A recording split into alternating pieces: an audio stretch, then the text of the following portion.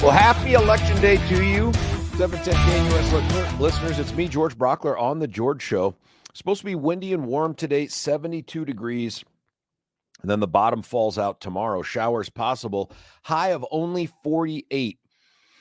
Man, that sucks, Billy. And I say that because here I am in, people can't see it on the YouTubes or the Rumbles, but I'm in slippers, man, and sweats. No socks today. I thought, it's going to be nice out. I'll just go with this and the collared shirt, presuming that Jeff, the guy in charge of everything here, is not listening in the morning. And then Thursday, of course, 47 degrees. Then we start to climb our way up, but we never really get, according to the Denver 7 meteorologist / bone rollers, above 63 degrees a week from now. Of course, today, big day, because it is election day. Now, if you're a 710 listener, you know what's going on at the ballot. My guess is you voted. If you haven't, by the way, what's wrong with you? Get it in today. But a lot of people out there that are your friends, your neighbors, don't know that today means anything. So whether it's a municipal election, a school board election, or my God, let's kill HH because HH is a lie, that ends today at 7 o'clock. In fact, there is a watch party for HH Sucks or whatever it's called out at JJ's, which is a bar restaurant out in Aurora. It is one of Danielle Jurinsky's many establishments that she owns and runs. So I'm going to be there sometime this evening. I got a bunch of things leading up to that moment, but let's hope it's a big celebration for the demise of the lie that is HH. And then maybe the legislature can go back, do a little special session and do what they promised to do, which is to address these surging property values and the associated taxes with them. So that's a big, big day. Last night, and I didn't watch the game because I just don't watch women's college basketball. I don't even really watch men's college basketball, not until we get into the NCAA tournament. So apparently something incredible happened, and our CU Buffs women team, go Buffs, crushed. I mean, really upended by 14 points, the number one team in America, LSU Tigers. I mean, that was, I was going through my social media feed, saw that, and I thought, oh, this is incredible. And then to add to that, there's video of the big man of Shaq coming in to congratulate them. Obviously an LSU dude came in to congratulate them, and they go nuts. And I just thought, what a cool moment. What a cool way to kick off the season for the women's basketball team. Or I don't know if it's kickoff is the right word for it, but pretty good outcome. And what a nice thing for Shaquille to do. Oh, classic. I mean, that is something that you're going into the opposing locker room, a team that is not your alma mater, and congratulating them for beating, the home team. That is amazing. I don't have any doubt that he was going in there to put a physical whooping on those women, but someone pulled out a phone and it turned into a very nice moment. Hello, yeah. I think it's. I'm kidding. There's so many wonderful things that I've heard about Shaq just as a person, and this to me is just another example of him just being a good dude. I mean, just understanding it, that this is about people, and he's just being, because that is a memory those ladies are going to have for the rest of their lives. They won. And then Shaq walks into the how room. cool is that? That's amazing. That is so what cool. A great evening for them. That's fantastic. Didn't pay any attention at all to the Monday Night Football game, doing stuff around the house, which is disappointing because normally I'd have that on in the background. I just couldn't do it last night. Yeah. Disappointed to see the Chargers really whoop up on the Jets, because once again, we go into this week as the last place team in the West. Yeah, and the Chargers, I watched some of it. They looked good. But again, it's in part because it's the Jets, and the Jets are in many ways like the Broncos. We lost to the Jets. Oh, I know. Yeah. It was not good, and there were just some things. There were some. You look at the gulf in talent and ability, and we've talked about it before.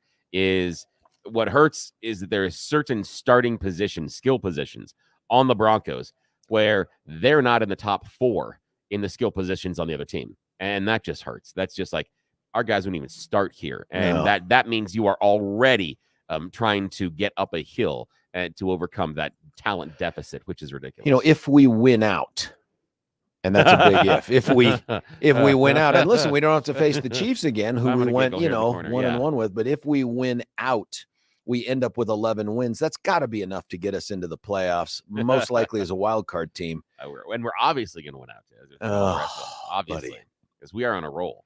Yes, it's a momentum. Yeah, You can feel it. I'm in a sports deficit right now because baseball is over.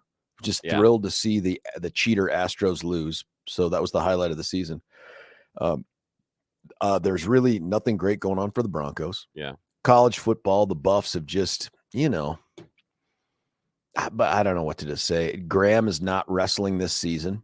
Okay. Winter workouts for baseball haven't started. Jeff missed the last fencing tournament because he had his wisdom teeth out. I mean, I'm just sort of in this weird malaise of no sports. Now you've got soccer. That's man. why you need to be a soccer fan. There was a game yesterday that was just stupid. It's okay. The English Premier League right now is having an officiating crisis. If you think the NFL officials are bad, it is as if the English Premier League is getting old NBA officials. It is that bad.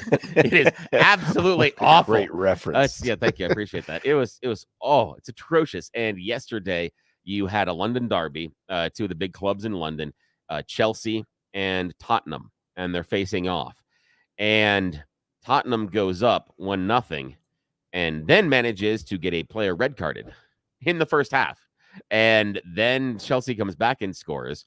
And Tottenham, not to be outdone, decides to get another player thrown off in the second half. No, what? So they are down 2, and Chelsea puts 2 more goals on them. And it was very interesting to watch. And again, some of the red cards, a little questionable at times. I understand why, but I think one of them, Romero, the center back for Tottenham, I think he kind of got a reputational red card. He has a reputation for being a little bit of a hard head and playing very, very aggressive. And I think that's why his tackle was deemed a red card, because I think other players, it might have only been a yellow and a serious caution from the referee. Like, no, he just came in late and stomped a dude. And just because of his reputation, he basically got Kareem Jackson's. That's basically what happened. Speaking of getting stomped. Yes. If anyone was paying attention to the McClain case, and you'll know we went through a great deal of analysis for the first 2 officers, Rodema and Rosenblatt, because I was able to basically monitor on a day-to-day basis that trial. Not so for this case, in large part because it began weeks ago when I was out of the country. And I'm sorry, when I'm on the fall trip with the boys, I will not be listening to this case. So I feel a little bit out of the loop. I listened to the closing arguments last week. I think it was Friday. And jury came back yesterday, and maybe they got out on Thursday, and they acquitted entirely Nathan Woodyard. Now, keep in mind, Nathan Woodyard, a couple things remarkable about this.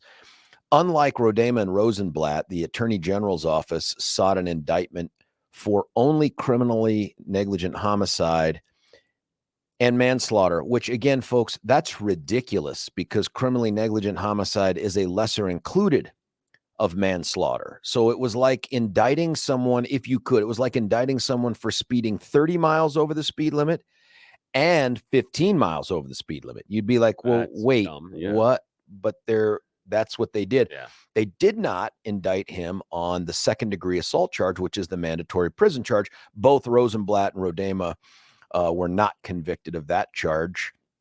And so the way it looks right now is you have 3 police officers that have been indicted and prosecuted using resources usually reserved for some of the most heinous murder cases out there. I've never seen the kind of expenditure of funds on a manslaughter case that we've seen by the Attorney General's office. Keep in mind that this time they actually used state employees instead of going out and finding big silk stocking civil lawyers who aren't licensed to practice law here. They actually tried the case. Same guy, though. There's a dude who was on both cases. I think he's going to be the common thread. I don't know who's going to do the third one. But interestingly, if you remember, all 3 cops, the AG's office wanted to try everybody at once, all this stuff. Rosenblatt and Rodema go, get us the hell away from Woodyard, because Woodyard's the dude that actually went hands-on first. He turned this into a kinetic event, and he's the one that used the carotid chokehold thing. We don't want to be near that guy. We don't want to be tried with that guy. That dude just got acquitted. Yeah, that's I have so many questions about what went on in that courtroom and how the case was presented, because again, he's got inside of 10 seconds as he gets out of the car, he's got his hands on Elija McClain, and there is nothing in protocol that says and directs that to happen. So the guy is when he's coming out, the very first contact he has with them is breaking the way in which they're supposed to encounter people. And again, Elijah is not a suspect in any crime that had been committed. There wasn't any reported crime in the area. And in less than 10 seconds, he has his hands on him. I have a lot of questions about the AG's office and how you put together the case, because and I have seen some stuff that is public, and I've seen some stuff that's not public. And so I have seen some things about this case behind the scenes, and it's a little scary at times. And so I have a lot of question as far as how did you present this? What did you do going forward? And I'm real curious as far as where the defense found the weaknesses in the case. But again, I didn't pay attention. So I'm shocked. I do believe that from my perspective, this is the wrong outcome. But I can't for certain say, oh, my God, this is a horrible miscarriage of justice, because I was not in the courtroom. So I don't know. I don't know if it is because the case was presented, in my opinion, very poorly, or if it's because the defense found some things that even perhaps, and I understand, maybe I'm not considering or don't even understand about this case. Maybe there are some things, that extra knowledge that the defense gave. But I'm just saying, based on what I have, gone through and what I've read, I don't understand this one. But it's what it is. These cases, I mean, I think that the surprise for me is that anyone's been convicted so far, because as Dave Young pointed out back in the day when he said, whatever happened here, I can't prove it beyond a reasonable doubt. I don't have a reasonable likelihood of success at trial. That has turned out to be the rule more often than it's not. I'm still amazed, and I'd love to hear from jurors just to understand the logic of how they convicted Rodema for what happened. But the other thing that makes Woodyard unique out of the three officers so far is dude took the stand. Yeah. Got up on the stand, and I listened to that. I was driving to Moab during that testimony. So where I had coverage on I-70, I followed that. And man, he emoted. And if I found it to be sincere, he was clearly coached to don't fight anything with the prosecutor when he goes to cross-examine you. So, I mean, the prosecutor's asking him questions like, you regret doing this? And he goes, yes, I do. He goes, if you had it to do over again, you would have done this. And he goes, yeah, that's true. I would have done that over and over again. And he goes over and over again. His point wasn't, I agree that going forward with the information I had, I screwed up. His point was, my God, who wouldn't, in the rearview mirror, knowing that we were stopping a kid, this super sweet, frail kid who was on the spectrum or whatever he was, he's carrying a bag of iced teas and all this stuff. If I had known all that stuff, yes, man, I would never have contacted him. So he eats all of that stuff, and you just don't know without hearing from jurors how much that weighed upon them. The idea that this guy says, this was my mindset, this is what I did, and my God, I'm a human being. I regret these things and these decisions in that moment. The prosecution then goes back and says to those jurors, you have to find that he didn't care. You have to find that he didn't care so much. That's the recklessness, that he disregarded a substantial risk to his life and health in taking these steps. I just think that makes it harder, because then the jurors sit there and listen and think, this guy wasn't reckless. This guy wasn't just out to hurt somebody that didn't listen to him. I think they could conclude that, but we're guessing. Yeah, and that is I like that idea about where you're going with the idea of reckless, and I would be very curious as far as how the prosecution argued that, because from where I sit, and again, I understand that I have come to a conclusion that differs, and so I totally get that, and I'm just saying from where I'm seeing it, the recklessness comes from when he's having those regrets. Yes, I would have done it differently. Yes, I would have done this. So the issue is where the recklessness for me, and again, I don't know how it was presented from the prosecution. The recklessness was the assumptions made when getting out of that car as to who you were dealing with. And that's where I would have gone with it. I would have said the choices made, the assumptions made about who he was contacting were reckless. And that's where, and unfortunately, when a person with a badge on their chest and a gun on their hip makes a series of assumptions like this, and in my mind, a reckless series of assumptions, someone can die. And that is serious. That's where I would have gone with the recklessness. The idea that it was reckless for this officer to make these assumptions getting out of the car, and that changed the interaction. And I would point back to the testimony and say, the officer has told you that those assumptions were wrong and said that if he knew what he knows now, he would have done it differently. He has, and so I would have pushed that and said he's admitted that what he's done is wrong and reckless. That's where I would have gone with it, but I'm not sure. I'm not sure he could have made do that circle. in the closing. I'm not he sure. did that in the closing, and the cross was not as effective as you just described it. Like one of the things this guy might have done was to build up each fact rolling up to it. You're in the car. You get the car. You know, you get the call. The fact you are given is this. You see this. You don't have anything else, all this other stuff. He might have done that.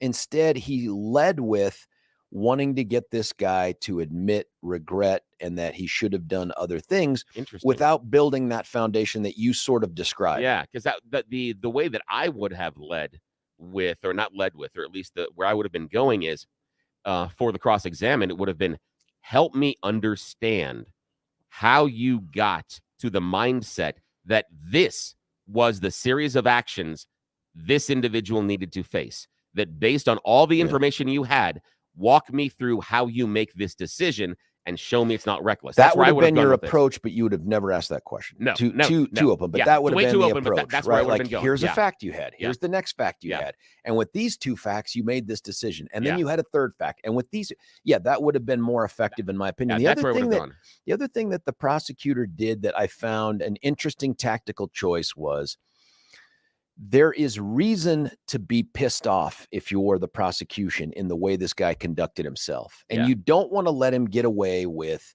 emotion, whether you think it's genuine or not. You want to send the message that, so his approach was, so you've got Woodyard is up there on the stand. He's soft-spoken. He's remorseful. He's teary, weepy. And I believe all that stuff, but that's irrelevant. Prosecutor gets up and has a very soft-spoken approach to him and is very much like, and you wish you hadn't done that. And you regret making that decision in that kind of tone and pacing. And I'm thinking, it's an interesting tactical choice. I think if you're pissed off and you want to let the jury know that these decisions were freaking outrageous, it's not getting concessions in that soft soap kind of way. It's standing up and being a little more terse.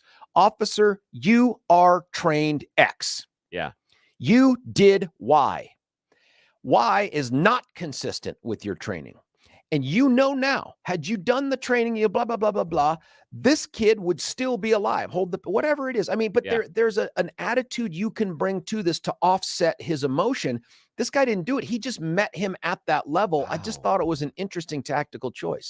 Now that is really interesting. That's insight that I would not have listening to it. But I think that for me, if I was a juror, I think that to me is a weakness on the prosecution side, again, because of what you talked about, that you are meeting the witness where they are emotionally. So in my ways, by coming in my thinking, and again, I could be totally wrong. And, I'm wrong multiple times a day.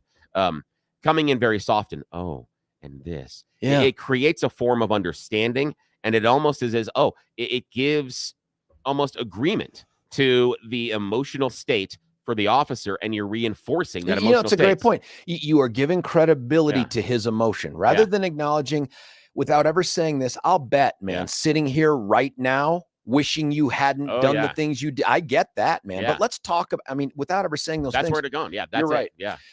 So that was a tough one for me, but I got to say, him getting up there and doing it, it was a risk. You don't get the defense testifying much, the defendant testifying. I wish we could get Andrew Ho. He was the lead defense attorney on the case on here. I just don't know him, and I don't know anybody that knows him. But I listened to his closing argument, and I thought it was exactly what it needed to be. He couldn't afford to get emotional. This can't be my client is a victim here of the system. Yeah, you feel sorry for him. Can't do that here. Because you're not going to win. If you look at the weight of the victim, there's no way you're going to outweigh. And even though you and I disagree about the criminality part, I think we agree that, look, but for contact by Woodyard and the others that night, Elija McClain is alive today, walking around with his bag full of iced teas, going to and from home. That part is true. It's just there's a huge gap between that and the criminal liability piece. And I think we're seeing it play out. Interestingly, now we've got 2 paramedics coming up for this trial. And I sent you that text. Did we get our thing in for that? Which I have sent them. We've got in, and I've got response back from them. I'll follow up with. So, and here's what Billy and I are talking about. This judge has made it super interesting to try to use sound in our show, and not about us specifically. He has just said, you need to get these requests for expanded media coverage in by some early date way before the trial. And if you I think it's don't, today. if you don't, got it in last week. you are dead to us. So Yeah. even though there is sound out there of all the things Billy and I have just been talking about, we're not allowed by the court to play them. Now, if I wanted to be super aggressive on the issue of the First Amendment, I would say we have access to them. We will play them. And the court can then just try to haul Billy and I into court, which I don't think would ever work. But I'm not sure I want to go down that road for the station. I'm not sure the station wants us to. I'm way too busy to do that. Yeah, and I'm not interested in having that particular meeting with Kelly or Jeff. No. The idea that. So tell me again, what was the benefit? What are we doing? We got 30 seconds of great sound. Yeah, wow. I mean, it was really awesome. Yes. So, but what we've done this time for the paramedics is Billy has done all the stuff that the big major news outlets do to get in line here so that we have access to the sound, and we'll figure out a way to try to play some of that. Honestly, not every witness is worthwhile, but the opening statements, there's always going to be something good. Closing too. And then if these paramedics testify, there could be some good stuff in there. Speaking of sound, I've got Philly Phil yesterday after the verdict. After the stinging loss. Yes. So he stands up and says this.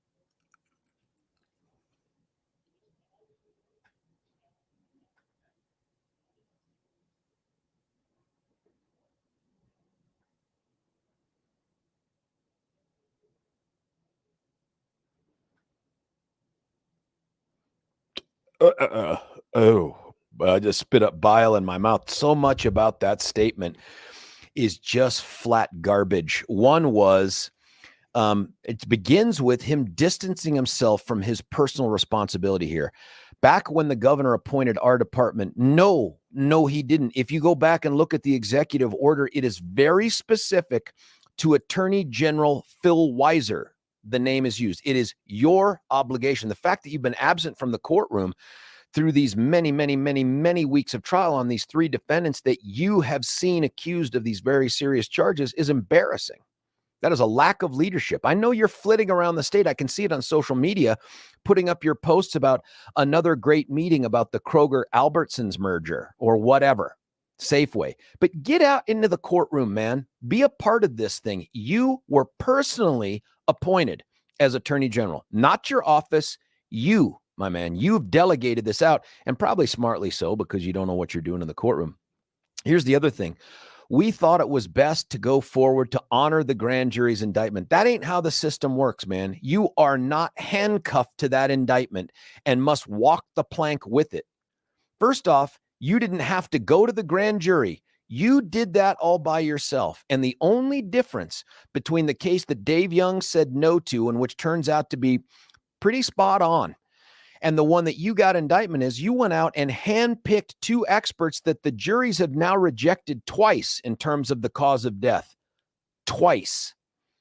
One of them was the guy we talked about before, who's this activist coroner out there who's got a book and a podcast now that talks about how black men are being killed in jail and prison by white guys, by white cops.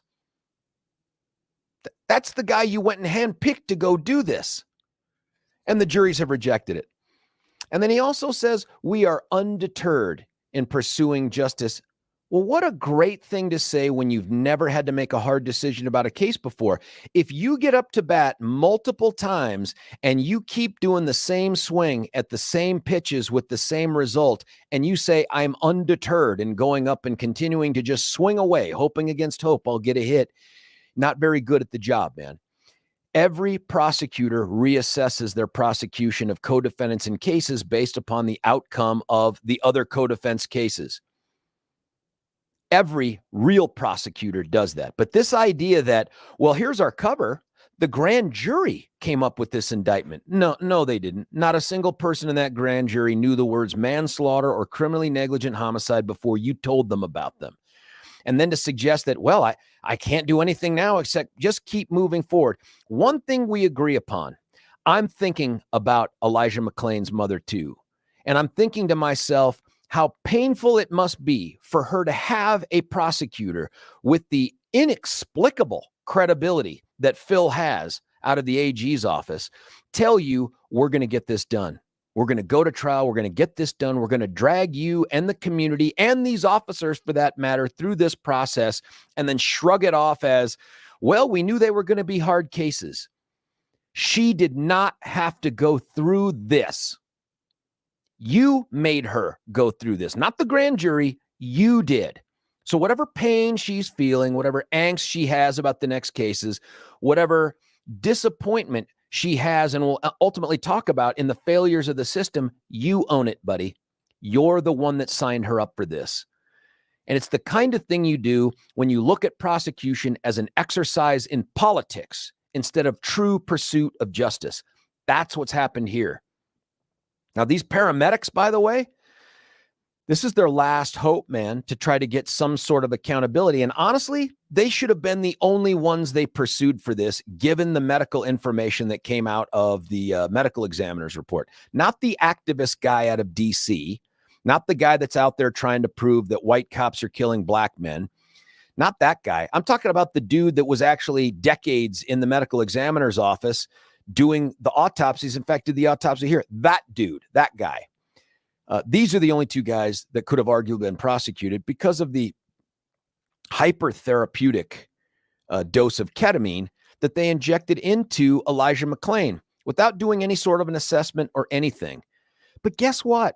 Prosecutors just spent 2 trials standing up in front of different juries saying, you can't blame the paramedics. Whatever they did was the product of the failures of the cops and the actions they took when they contacted Elija McClain. Guess who's going to shift gears now into it is all the paramedics' fault? And whatever the cops did, paramedics had an independent duty to conduct it. You're going to now hear that. If that is the theory that juxtaposes the cops and the paramedics, how is that a legitimate pursuit for the truth versus a pursuit of convictions? If your theory is a matter of convenience and to try to spin the same evidence 2 different ways against 2 different groups, you're not out there seeking the truth. You're out there seeking convictions. And that is not what a real prosecutor does. A real prosecutor goes where the evidence leads them. They don't gin up evidence to try to get to some politically satisfying charge. So these paramedics, if I'm them, I'm worried, man. I think they're the ones that have always been in the crosshairs, and probably rightfully so, given what took place. But we've now just drug these 3 cops through this thing. One of them on the hook for criminally negligent homicide, a probation-eligible charge. I don't know, man. I don't know. It's just super frustrating to see this become such a political thing. And that statement at the end, and you know Phil didn't write it. Whoever wrote it for him, not a real prosecutor, probably never had to make a hard decision, probably never sat down with the victim of a sex assault and said, I'm not moving forward with this case. I believe it happened to you. I'm not moving forward with this case, and here's why. I do not believe I have a reasonable likelihood of success at trial. That's the ethical touchstone. Not, well, the grand jury said it was a crime. Not, well, we're just going to keep moving forward. We're undeterred by the fact that we keep getting punched in the face.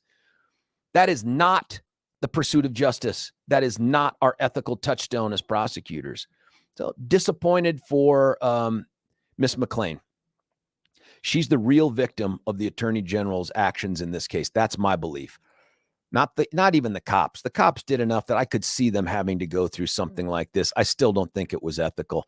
But I feel bad for Miss McClain, who was convinced that this was the right way to go and this is how they'd get justice. But undeterred, they're just going to keep plugging away.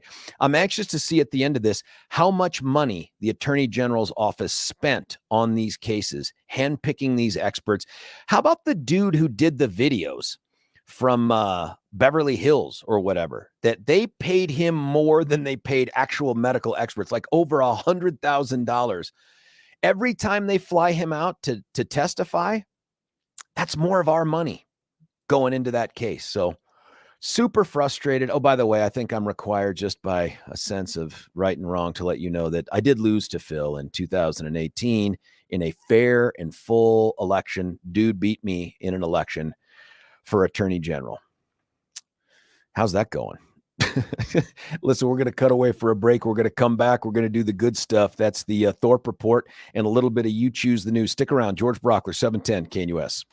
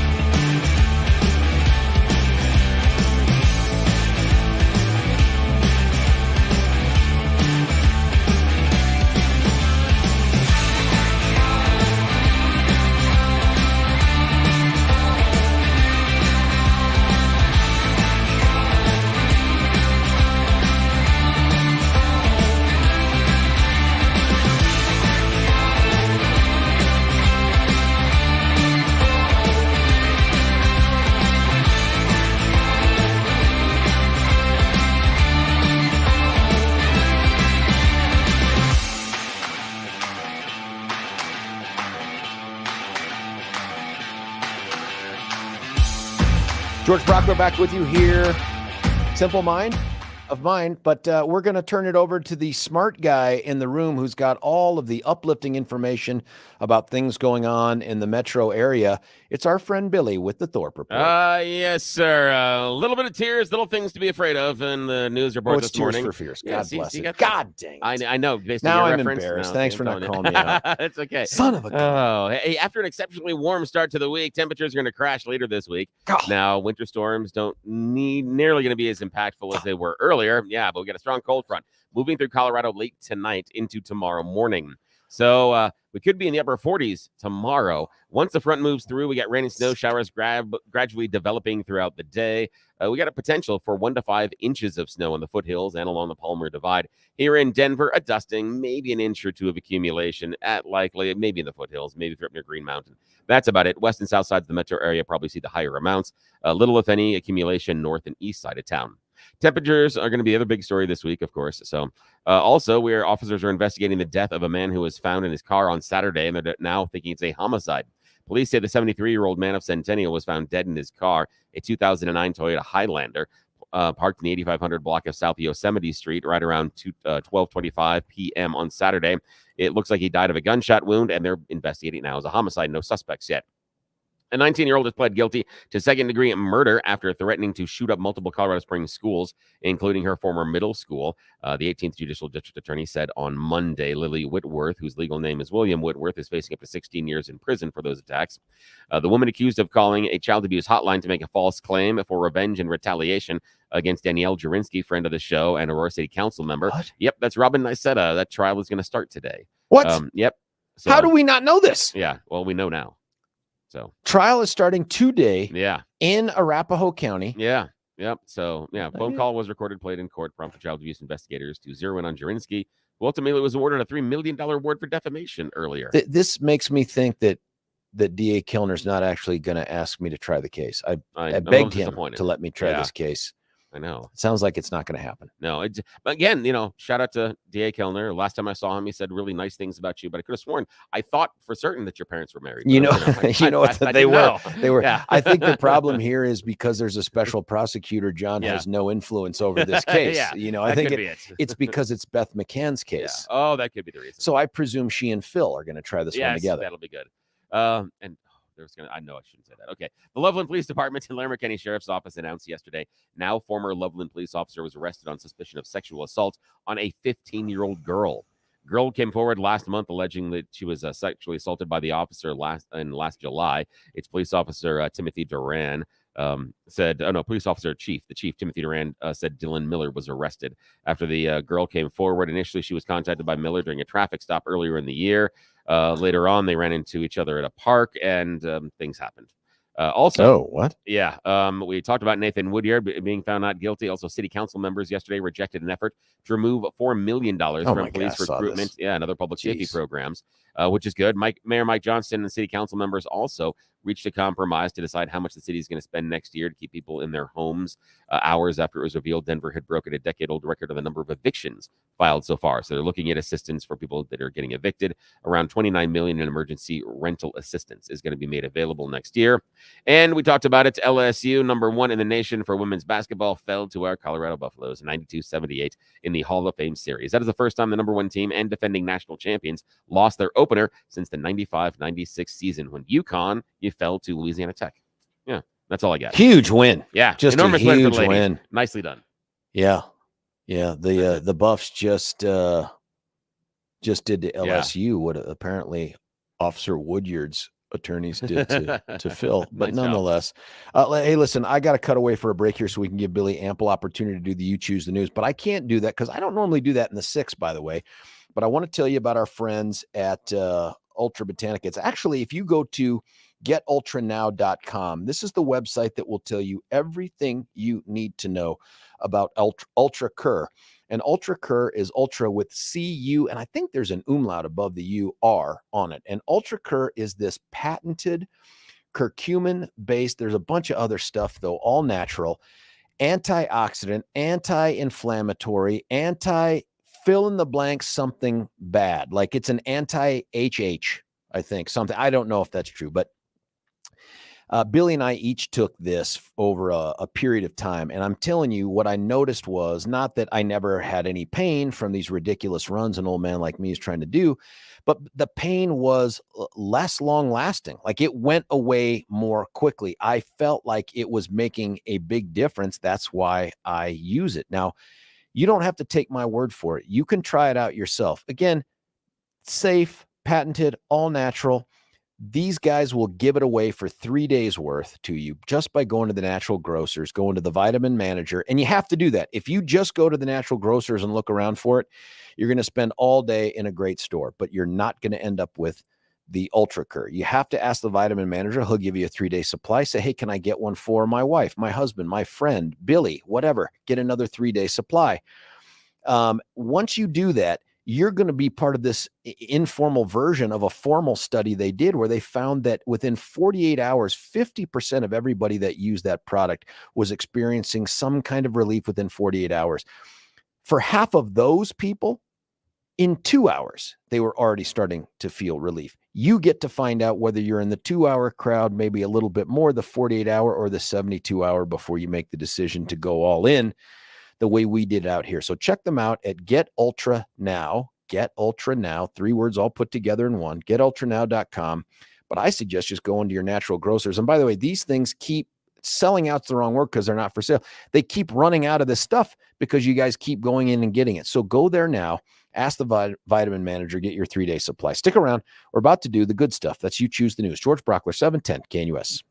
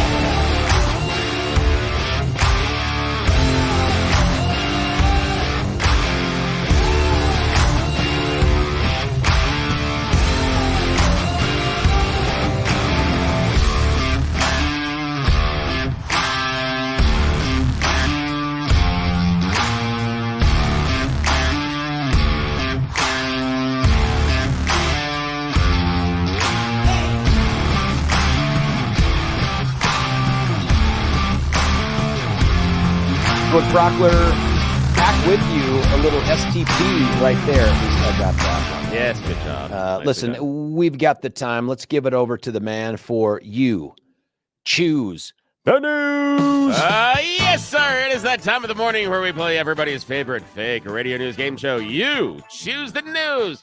We have scoured the interwebs for mere moments this morning to find really ridiculous stories, giving them dumb headlines to play this fake radio news game. All righty, sir. Strap in. We are hoping that our visitor from Dallas is not paying attention this morning, that he's sleeping in because of, the travel. Exactly. Alrighty. Here are your headlines. Unexpected plot twist. Headline number 2, maybe they're AC/DC fans. Headline number 3, if only they had a clue.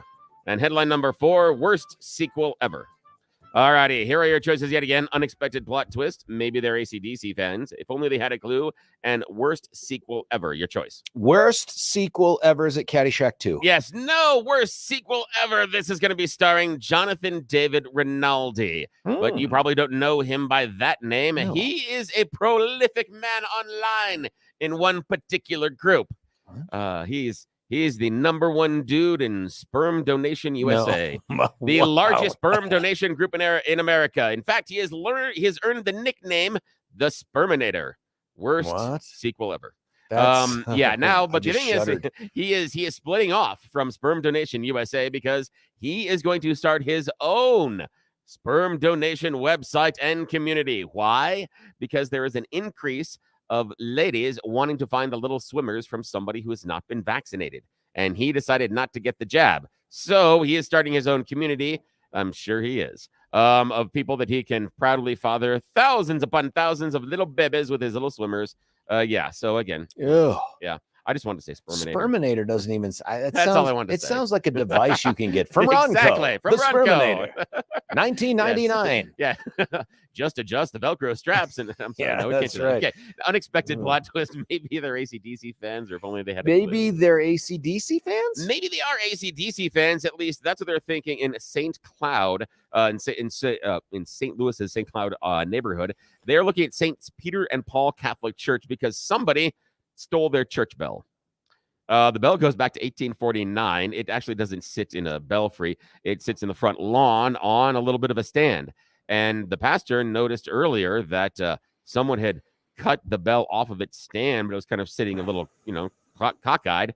Didn't think much of it. Thieves came back a couple of days later and stole. Cockeyed. Yeah, I did. And they stole the bell. They think they're going to try to smelt it or melt it down, but again. What are you going to do with a stolen bell? What do you possibly do that? Yeah, but remember, AC/DC for the Hell's Bell song, they had their own 1-ton bell manufactured. Did they really? Yeah, custom bell made for them for that. That's for that a lot of money. I know. I could tell you the entire story about it, but we don't have the time. All right, finding unexpected plot twist, or if they only had a clue. Plot twist. Unexpected plot twist. This is happening in Atlanta. A 20-year-old man is recovering after being shot. It happened last Friday afternoon, right around 1 o'clock in the afternoon. Atlanta police say that the victim was leaving City Park Apartments when he was approached by a stranger asking if he could sell him marijuana. The victim said, "Dude, I am not a drug dealer." So the guy shot him. What? Yeah. The kid, the guy, the 20-year-old kid wasn't a drug dealer, so he was shot for that. That's a plot twist.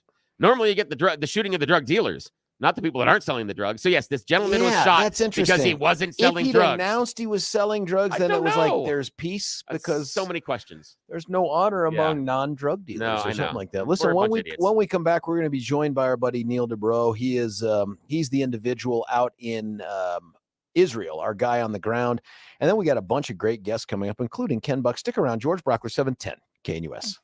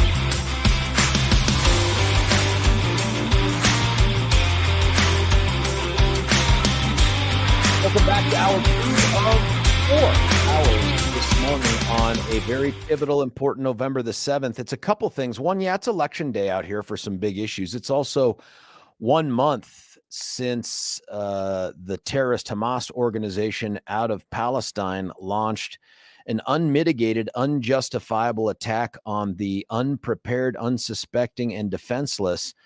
And then everything that has flowed since then, we've tried to keep tabs on through a couple different ways. You know that yesterday we had on DU Professor Micheline Ishai, who has been an expert in the area, from the area, has been in the Middle East most of her professional career. That was incredible insights at that level. I want to go back, though, to sort of, I'm going to call him our guy on the ground out there, Neil Dobro. Neil, thanks for joining us. Thank you, George. Thanks for covering this. Yeah, no, but thank you also for continuing to ping me with, hey, here's the things that are going on. I think these would be worthy of talking about. Another thing, by the way, too, I see Rich Sokol is out there. Yes, we just saw him off at the airport. Oh, is he heading back? He's Uh-oh. There's some sort of a beeping noise going on here. Billy, did you hear that? Neil, you there?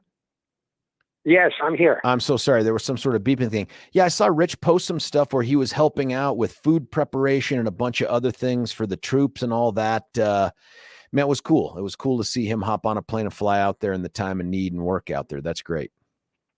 He did. We went out together the other night on patrol with some of the IDF forces, some of the reservists who are patrolling right above a village controlled by Hamas.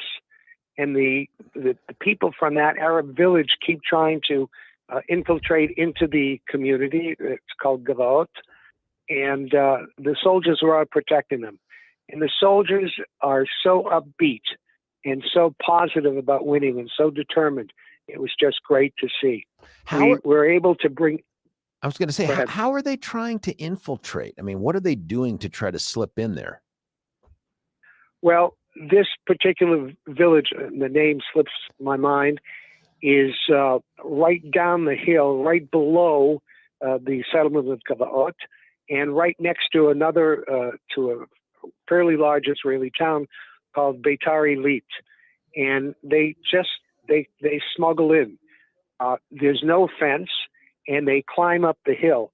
And what we did, Rich and I, we delivered searchlights that go on to the rifles of the IDF soldiers. And when they point their rifles, instead of pointing into the dark and into the hill where the infiltrators come up, it lights up the entire hill. So that group is called Unity Warriors, and very worthy cause that we're both getting involved in. You wanted to also talk about, and I think you started to do this before I cut you up, but the mood, not just of the troops, of the IDF folks, but of the rest of the country as you are right now, I think, at the front edge of really the heavy lifting of trying to get Hamas out of Palestine. Well, we hope. Yeah. We hope we're at the front edge. We hope we're more through, but you're probably right. We still think it's going to be a long war. Basically, the mood of the country is one of, first of all, tremendous unity. Everybody is doing things to help refugees. For example, we now have 300,000 Israeli refugees from the south and from the north. And people are cooking for them. People are donating things for their apartment. We're helping one family move into a tiny little apartment, less than 100 square meters. And I delivered a bureau, and I asked the wife, how many children do you have? She said 7. Oh, my gosh. And you can't believe how crowded they must be. Are you sure they're not Catholic? Because that feels like that's a lot of kids. Well, they're religious Jews, and for them, they may not be done yet. Yeah. Wow. That's impressive. When you look at what's going on there, you're on the ground seeing it. And then I imagine you're still keeping tabs on what's being said outside of Israel. One of the topics that has come up quite a bit is these increasingly loud voices, I don't know about number, but certainly loud voices for this pause in the cessation in hostilities, this humanitarian pause, as you've described it. Tell me about that. Well, first of all, the humanitarian pause is a Madison Avenue approach to a ceasefire. And I can't envision it happening. And the reason is that our army is deeply embedded in Gaza and in Gaza City right now. Hamas is not going to stop firing for any reason at all.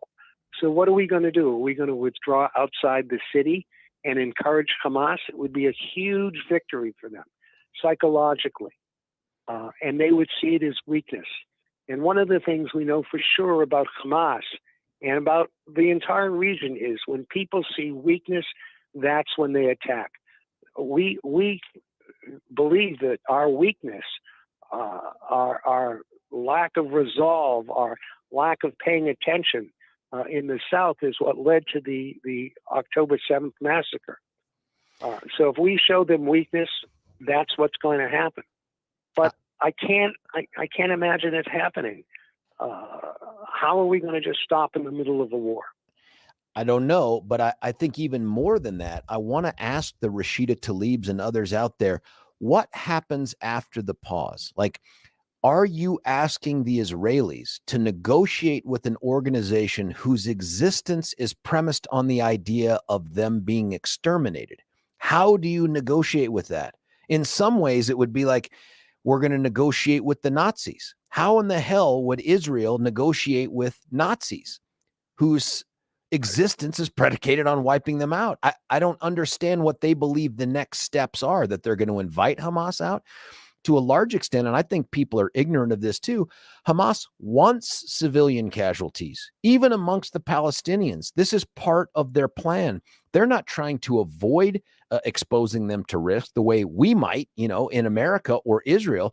They want there to be Palestinian casualties for the social media bang for the buck they get that might change the tide globally. I mean, that's what they do. Yes, absolutely, George. It's very astute of you to point that out. We've got to be very careful to understand that Hamas does not think like normal people. They have one goal, and that's to kill Jews, not only in Gaza, not only in Israel, but all over the world. And then it's America. They call Israel the little Satan and the United States the big Satan, and they hate both of us. So we can't make a deal with them. How do you do that? And they wouldn't abide by anything anyway, even if we had some sort of agreement. They wouldn't abide by it. How do you respond to those who continue to use phrases like Israeli occupation to describe sort of what led up to this? Well, look, first of all, people have to know that in 2005, Israel withdrew all the civilians and all the military from Gaza. There were 22 settlements in what was called Gush Katif. That was the Jewish settlements in Gaza. I visited there in 2005, about three or 4 months before the withdrawal. And they were lovely, lovely communities. And look, it was called a disengagement. It's a sanitized word for deportation of all Jews. We got out completely. There hasn't been a Jew back in Gaza since then, not living there anyway. And we're not there. So how can it be occupied if you're not there? And this idea that we control what goes in. Look, last year, Israel let 66,000 trucks into Gaza, bringing all kinds of things. We allowed 2,000 workers from Gaza to work in Israel. And by the way, what they did, we found out later, is that they mapped out all the houses in southern Israel. And when October 7th happened, the terrorists knew exactly where people lived, how many in the house, did they have a dog, Were they armed? They had all that information thanks to the Gazan civilians. So we're not occupying them, not at all. The occupation is by Hamas, who, as you pointed out, don't care at all about the citizens. They want to see people suffer. We've been trying to establish a safe zone in South Gaza and allowing people to come in. Just this morning and continuing right now, there are thousands of Gazans who want to go to that south zone, and they were being stopped by Hamas. So we have enough control now in Gaza City that the IDF is guarding that road and guarding the civilians who want to evacuate to the southern zone. That's unprecedented in history. No occupying military like ours has ever done anything like that. So, so much for occupation, so much for humanitarian concerns. I think the other thing that, and I don't know if you know this, Neil, or not, but in terms of international conflict that is governed arguably by the Geneva Convention, even those countries that aren't signed up for it through customary law, they can be governed by these principles. But one of the principles is you do not attack churches, mosques, synagogues, schools, hospitals, unless they're being used to house the military. And so one of the obligations on a country or an organization that's engaged in warfare is to make sure that you distance your military troops from those protected places so that they can enjoy the benefits of this international law. We'll call it the law of armed conflict. Yes. Hamas has taken the exact opposite approach, and that is they will build a headquarters underneath a hospital or inside a school. I mean, they want this kind of engagement because they want to be able to come forward. So all of this gnashing of teeth and this wringing of hands over these civilian deaths, I have no doubt that there's going to be collateral damage based on what the IDF is doing and has to do. But they want it. They don't want to minimize it. They want to encourage it. They want to surround themselves with the innocent so that they can use their deaths to advance their ridiculous, evil religious cause. Right, absolutely. And there's a huge difference between targeting individuals, which is exactly what they're doing with 9,000 rockets that we've endured since October 7th. And all of those rockets are intended to kill civilians. So we say here that they use their rockets to kill civilians. We use our military to save, to protect our civilians. So I'm not sure I quite got that right, but where is the equality of judgment? We're not trying to kill civilians. We're doing the opposite. They purposely want to. And we've heard charges of genocide. Genocide is exactly what was carried out in southern Israel on October 7th. By Hamas. And they claim, by Hamas, absolutely. And they claim that we're doing that in Gaza. The population of Gaza and in the so-called West Bank has been growing. So if we're carrying out genocide against the so-called Palestinians, why is the population going up?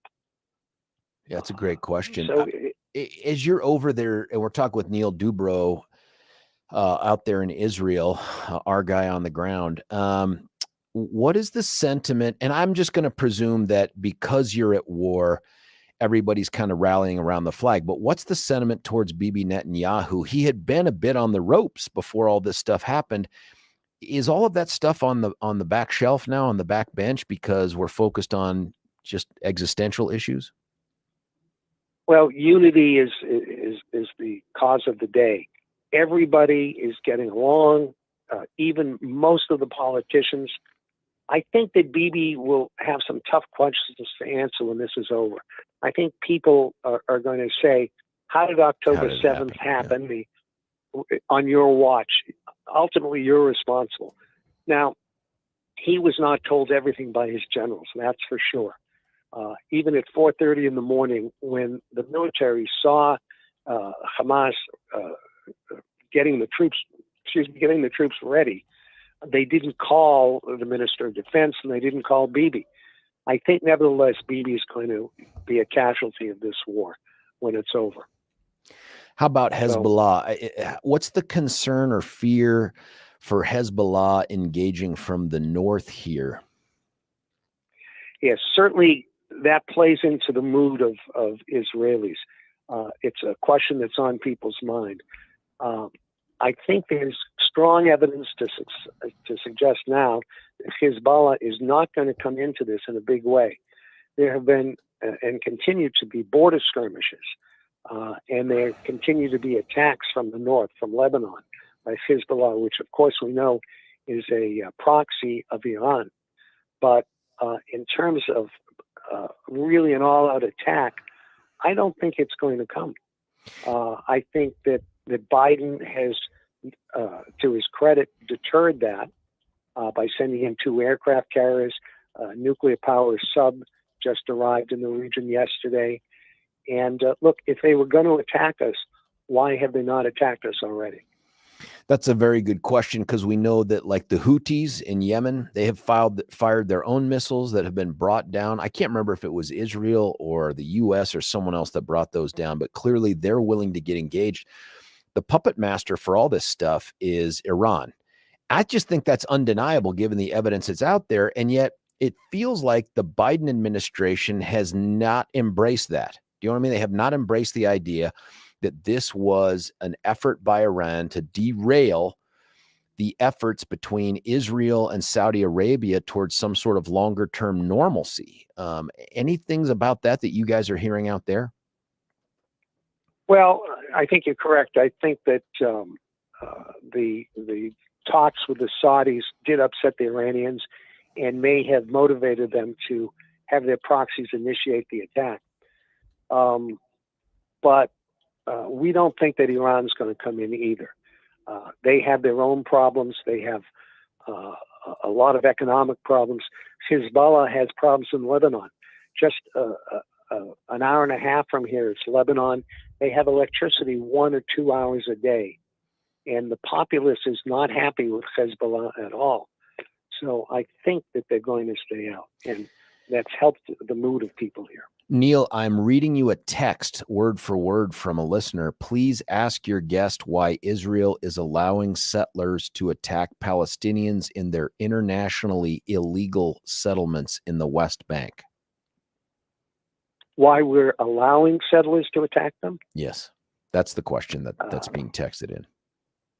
I'm glad that we brought that up.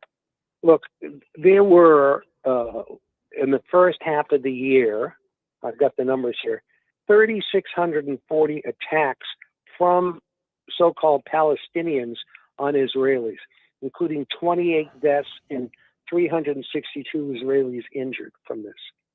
There's nothing like that on the part of Israeli settlers attacking so-called Palestinians.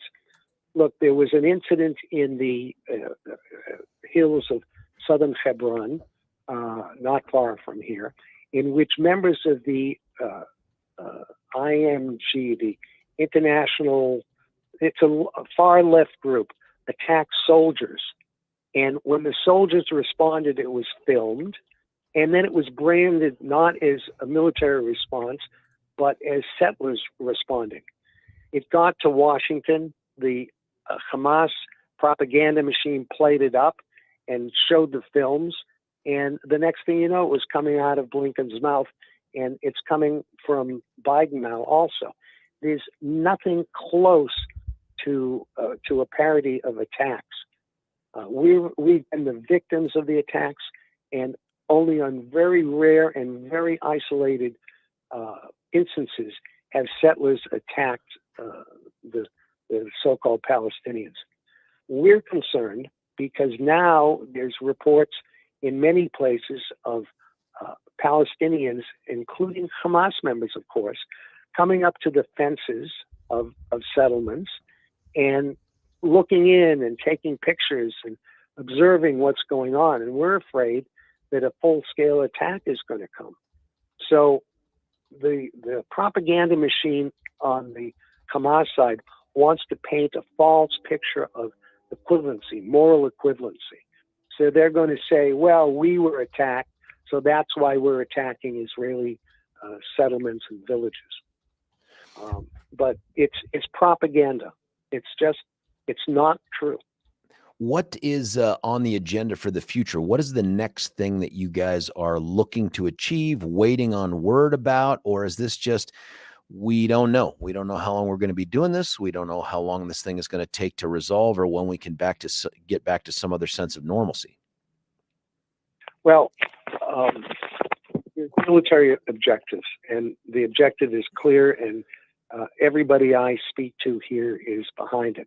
And that is to eradicate Hamas, get to them, destroy the tunnels, and make sure that they will never be a force again, not next to us.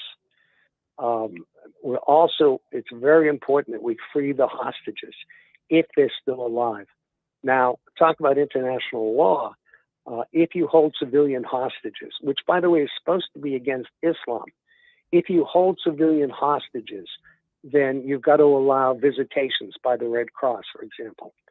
They're not doing that, and it's not being talked about. So when Secretary of State Blinken comes here and he lectures Israelis about so-called settler attacks, and he doesn't point out that Hamas won't even let the hostages be visited, we think it's very unfair. Now, in terms of what's going to happen long term, I think that there's no way that we're just going to walk away anytime soon. And Bibi said it this morning, that we're going to be there for a long time, because we can't walk away. We can't allow them to regroup. Their leadership is still all alive, mostly in Qatar, where they live in luxury hotels, far away from the conflict. That's right. And that's right. Their net worth is $2, $3, and $4 billion apiece. Where do you get that kind of money with a government job? You steal it. And that's where American and European aid has been going. Very little of it gets to the people. The truth is, there's no shortage of things in Gaza. Hamas has it all. Yeah. We have pictures of 500,000 liters of fuel sitting above ground. And we know that in the tunnels, they have 3 to 4 months supply. There's plenty of fuel, there's plenty of food. It doesn't get to the people because Hamas keeps it from the people.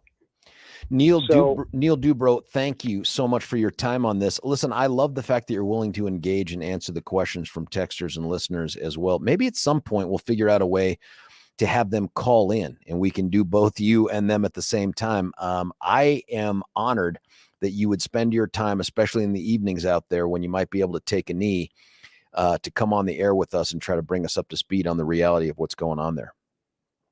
Very happy to do it, George. As you pointed out, there's a lot of misinformation. Tons. And it's part of the war. It is part of the war. And we'll talk about some other stuff that's going on back here in America on another day, just some of the things that are head scratchers about this younger generation and the impact that Muslim countries are having on TikTok and et cetera. So we'll talk about that down the road. But thank you, Neil, for this. Stay safe. I hope your family stays safe. And just let us know when there's other information out there that you're like, we should talk about this. Will do, George. Thank you so much. Yeah, thanks, Neil. Neil. In touch. We look forward to it. Yep, me too. That was Neil Dobro. He's our guy on the ground out there in Israel. Love having that guy accessible to us. Hey, before I cut you loose to go to a little bit of a news break, I want to address the guys out there who are like, where'd my full head of hair go? And don't I need it for the future? It's one of the things that is most noticeable when you meet people. No doubt about it. If you show up and you've got the thinning hair, you've got the balding head, and my brother went through this, his decision was, I'm just going to shave it all and go bald. That's okay, but that's not for everybody. In fact, I know a bunch of guys who it looked like their hair was thinning, and then all of a sudden I see them, I don't know, a couple months later, and this thing is as thick as, like, I don't know how to describe it, as it's ever been. And what they've done is they've reached out to our friends here at Advanced Hair Restoration. That's it. Those 3 words, advanced hair restoration. That's all you need to know. Your own natural hair begins to regrow the very next day after going in to see them. And that hair continues to grow for life. This isn't a kind of thing where you need to go in and have someone look under the hood and kick the tires every couple months. You go in and get this done, and you get to enjoy the benefits of it. For your free consultation, call 720-459-HAIR, 720-459-HAIR. And if you qualify, and I want to tell you that everybody qualifies, but not everybody does.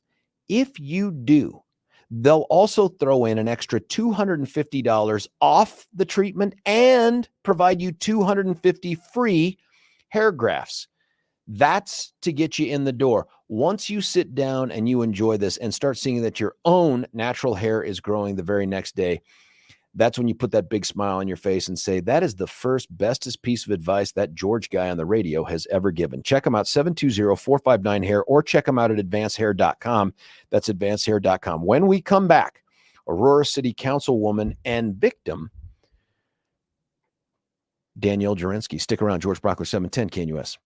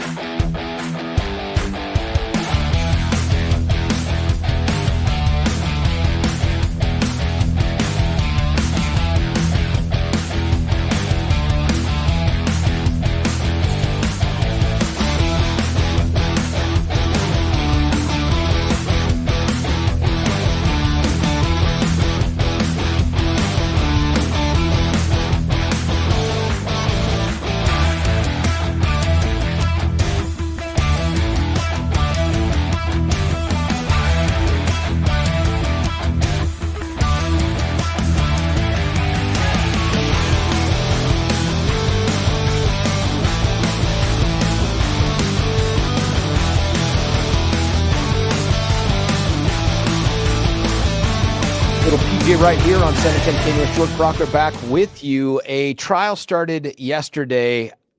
I am both disappointed and embarrassed that I wasn't tracking the start date for this, because I have been interested in this since before it became a case.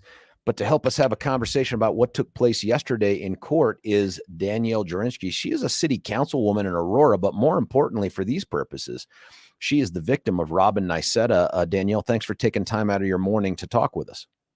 Thanks for having me, George.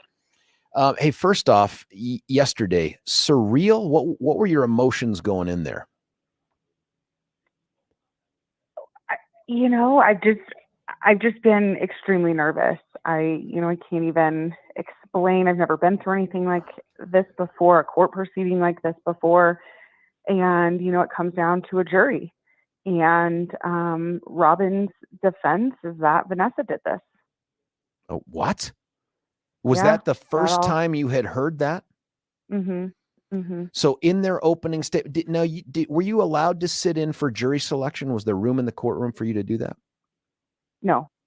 Okay, so we don't know the questions they asked. Were you there for opening statement? So me personally, I'm sequestered, so I'm not allowed in the room for jury selection opening statements. The only time I was allowed in the courtroom yesterday was when I took the stand. There were several people in the courtroom for all of that, though. So now I know our good buddy Stephen Tubbs, formerly of this station. Can you believe that, by the way, he's not on the radio anymore? I'm devastated about it, George. Me too, man. I don't know. It's like Superman taking the cape off. Mm-hmm. Only he's not Superman. But nonetheless, is that how you came to find out from just stuff out there that their defense is going to be that it was the former chief of police for Aurora that did all this? Yeah, they're 100%. That is their case. Stefan was tweeting a lot out yesterday, and yeah, that is their case. She has no reason to have done this. It was the police chief that I was critical of. It was the police chief that, I wanted fired. And so it's the police chief that did this. This is fascinating. This is, by the way, a common defense in criminal justice when somebody is caught red-handed, because in this particular case, it's not like she could claim that this was the product of intoxication or coercion or duress of any other kind, or absence, or was a mistake or an accident. I mean, this was all so well planned out and over a period of time that it can't be any of those things. So the defense is called SODI, or SODI, SODDI. Some other dude did it. That is the defense in many cases when dudes are caught red-handed. And it sounds like that's the direction that they're going here. That's amazing. I'm not even sure we're ever going to hear from former chief of police Vanessa Wilson, because she has no interest in wanting to come and expose herself to potential criminal liability. Right. And, I think what's most interesting, George, is if this is what it is, and this is what it is from the beginning, and Robin didn't do it, and it's always been Vanessa, then why are we on her third set of criminal defense attorneys? And why the death stunt? Why the fake brain tumor? Why not come out with this defense from day one? The death stunt thing, I think, is the greatest answer to the question, does she really believe that Vanessa was good for this? So, I mean, unless, and I wonder now if she's going to take the stand, Danielle, because I don't know how else they get that kind of evidence in other than just through suggestion or innuendo. It seems to me she needs to take the stand. Do you have any idea if that was alluded to in the opening statement? It sounds like Robin wants to take the stand, but her defense attorney is pretty adamant against it. Yeah, that's a smart move. When you testified yesterday, how long were you on the stand for direct? And then how long were you on the stand for cross? I was on the stand for about 20 minutes, and there was not one question asked of me in the cross-examination. Yeah, that's interesting. And you know what? If their defense is whatever happened wasn't our fault, it was someone else, that makes sense. Tactically speaking, there's no reason to cross-examine you on a single thing, because they're not denying it happened. They're just denying their responsibility for it. Right. That is so interesting. How do you stay focused on being a mom, being a business owner, and being a city councilwoman with all this stuff going on? Well, that is a good question. My nerves have been pretty bad, I would say, since Friday. I think it all started catching up to me. And let's not forget that today is election day, Big George, day, and yeah. I worked very hard on several campaigns, helping candidates. So I'm very nervous about that as well.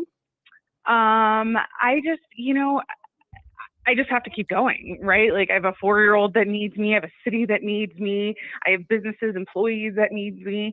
So I just keep going. That's pretty much it. How long is this trial scheduled to last? The jury could have it as soon as today. Oh, what? The defense is not cross-examining anybody. What? Interesting. So we're already, yeah. How are they going? Listen, opening statement, and I know the judge has said this, opening statement is not evidence. So if they stand up and say, hey, this was all the chief, this was all the chief, this was all the chief, they've got to at least have some suggestion that what took place wasn't the product of their client, that someone else did it. That can only happen a couple ways. One is cross-examination might reveal, something like, hey, you can't say who had the phone, you can't do this. The other is to have somebody testify and say, I watched Vanessa do it, or to have Robin take the stand and say, Vanessa did it. Right. Well, we'll see what happens today. Johnny Turnage, the detective on this case, he took the stand at about 4:00 yesterday. Obviously, everything stopped at 5. So he will be back up first thing this morning, and I expect him to be on the stand for like 2-3 hours. And I think if they're going to cross-examine anybody, it will be him. Well, Super Detective Johnny Turnage is the one that kind of put all this stuff together and got us into this great place. Has the evidence, is he going to be the source of the evidence on the fake death stuff that she did? I don't know how they're rolling that out. I know he's the source of evidence on the phone, the laptop, the Google searches, everything like that. I don't actually know who is rolling out the death stunt. I'm disappointed I don't know the universe of charges that Robin Niceta faces, but have you been told by the prosecutor what the potential sentencing range is for her should she be convicted of all of them? Well, for these specific charges, 1 misdemeanor and 1 felony, she's facing a maximum of 6 years. On the new charges that have now come for the death stunt, I mean, that's 8 new felony charges and 4 new misdemeanor charges, George. So I don't know. Where's that case in the pipeline? Only through arraignment. Oh, so we got more time on that. When you sat there and testified, every witness is different, and you never know what it's going to be like until you get up on the stand. This is just my observations as a longtime trial attorney. Were you able to comfortably look at the jury while you testified as opposed to just focusing on the people asking you questions? I did. I mean, I was looking at them for the most part. I will tell you, George, the most disgusting and disturbing display yesterday is when I was on the stand testifying. Robin herself was winking and smiling at me. What? Winking? Mm-hmm. Winking at me. Did you tell the prosecutor that at a time when the prosecutor could ask you to describe what she was doing in the courtroom? I didn't. What a freak show, by the way. Winking at you? She is. I mean, she is just an awful, evil human being. No remorse in her heart. She's just an awful human. I told the prosecutor assistant, but when I got off the stand, I mean, I just walked out of the courtroom right away. I knew that I was supposed to leave immediately. So I just walked out, but I did tell his assistant, and I plan to double down on that today. But yeah, when I was up there, she was winking and smiling at me. Is her mom in the courtroom present for her? No, nobody is. Not one person. Yeah, that says something right there. When you've lived a life as long as she has, coming in contact with as many people as you have, and you got nobody in the courtroom for you, that says something. When you looked at the jury as you were testifying, and I know this is a crazy question, could you get any vibes? Could you read them? Did they seem attentive? You're the very first witness out of the box. This is when their attention is sharpest. Did they seem engaged? they seem very engaged. Her side, her defense attorney did a pretty good job of removing almost all of the women from the jury. So there's only 2 women. I don't know if that means anything or not. They definitely did not want moms on this jury. Interesting. That's, you mean talk about the defense? Mm-hmm. Yeah, of course they don't want moms on this, because you be one, and this was all about taking away your kid. My understanding is there's going to be significant computer forensic evidence in this case. I don't know if they challenge it or not. Again, if their defense is, yeah, it all happened, but we weren't the ones stroking the keys or hit and send, I don't even know if they cross-examine more than to ask, can you tell who was hitting the keys or hit and send when all this stuff was done? I don't know what else they could ask them. That would be it. Yeah, that would be it. I'm fascinated by that defense. I did not see that particular defense coming. That is so interesting. Danielle, I know you can't be in the courtroom now because of the sequestration order, which makes absolute sense. That is totally normal. Sure. What's the rest of the day look like for you? You still ginning up votes there for Jono and Stephanie and the rest? Yeah. I'm going to make some calls. I'm going to put in some work for the team. The big election night watch party tonight, George, massive. 5 out of the 6 Aurora campaigns are going to be at JJ's place. HH too.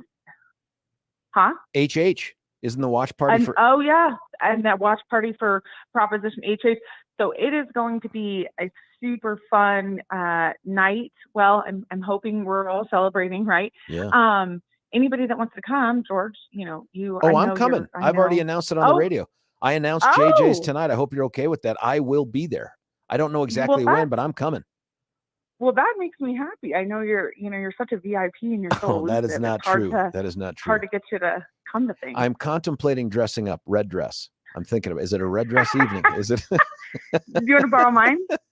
I'm wearing a red shirt. I don't think I could fit in it today. I don't think I could fit in that dress. It's in fact, I'm not convinced it was actually fabric. It could have been paint. I don't know. Nonetheless, I will plan on seeing you tonight. Hopefully a little bit of a reprieve from all the angst on this case, but I'm still optimistic you're going to get justice on this thing. Yeah, me too, George. And thank you so much for your support. Of course. And anybody who wants to come tonight, come on out to JJ's. And George, I'll see you later. And also, but one last thing, people can watch this trial if they go to the judicial website. And who's your judge? What's the courtroom? Well, it's in 201, but it's not actually on that judicial watch site, George. It's on that link that I sent you. So you could put that link up on your website or your social media. That's how people can watch it. I'll try to send that to Mark Crowley to put up on the website. But 201, by the way, is the big courtroom. That's where we did the Aurora Theater case. So they are anticipating there will be a ton of people there. So that's a big one. Yeah. Yeah. All right, Danielle, I'll see you tonight. Thanks, George. See you later. Bye-bye. Bye.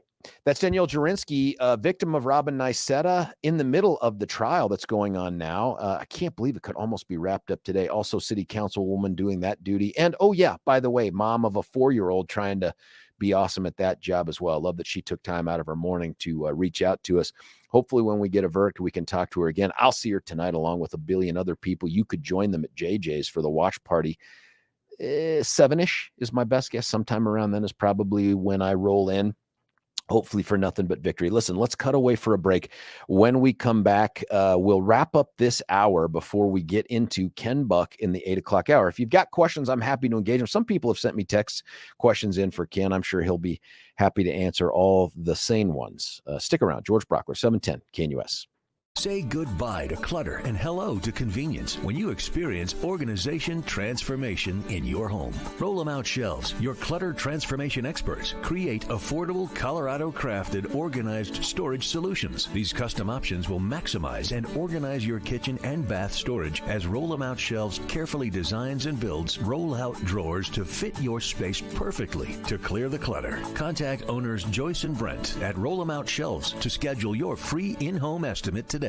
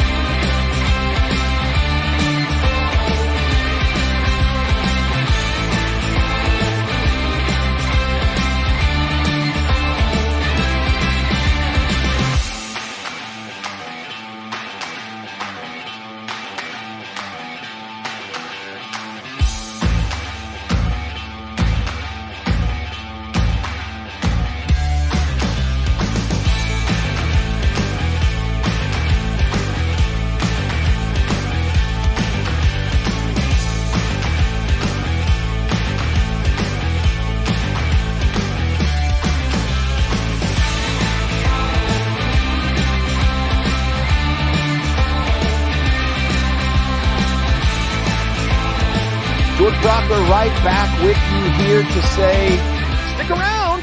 When we come back, Congressman Ken Buck for the interview we'd been hoping to do. I just was out of the saddle last week. I'm just thrilled he's going to come on. If you got questions, you text him in. I'll ask him. George Brauchler, 710 KNUS.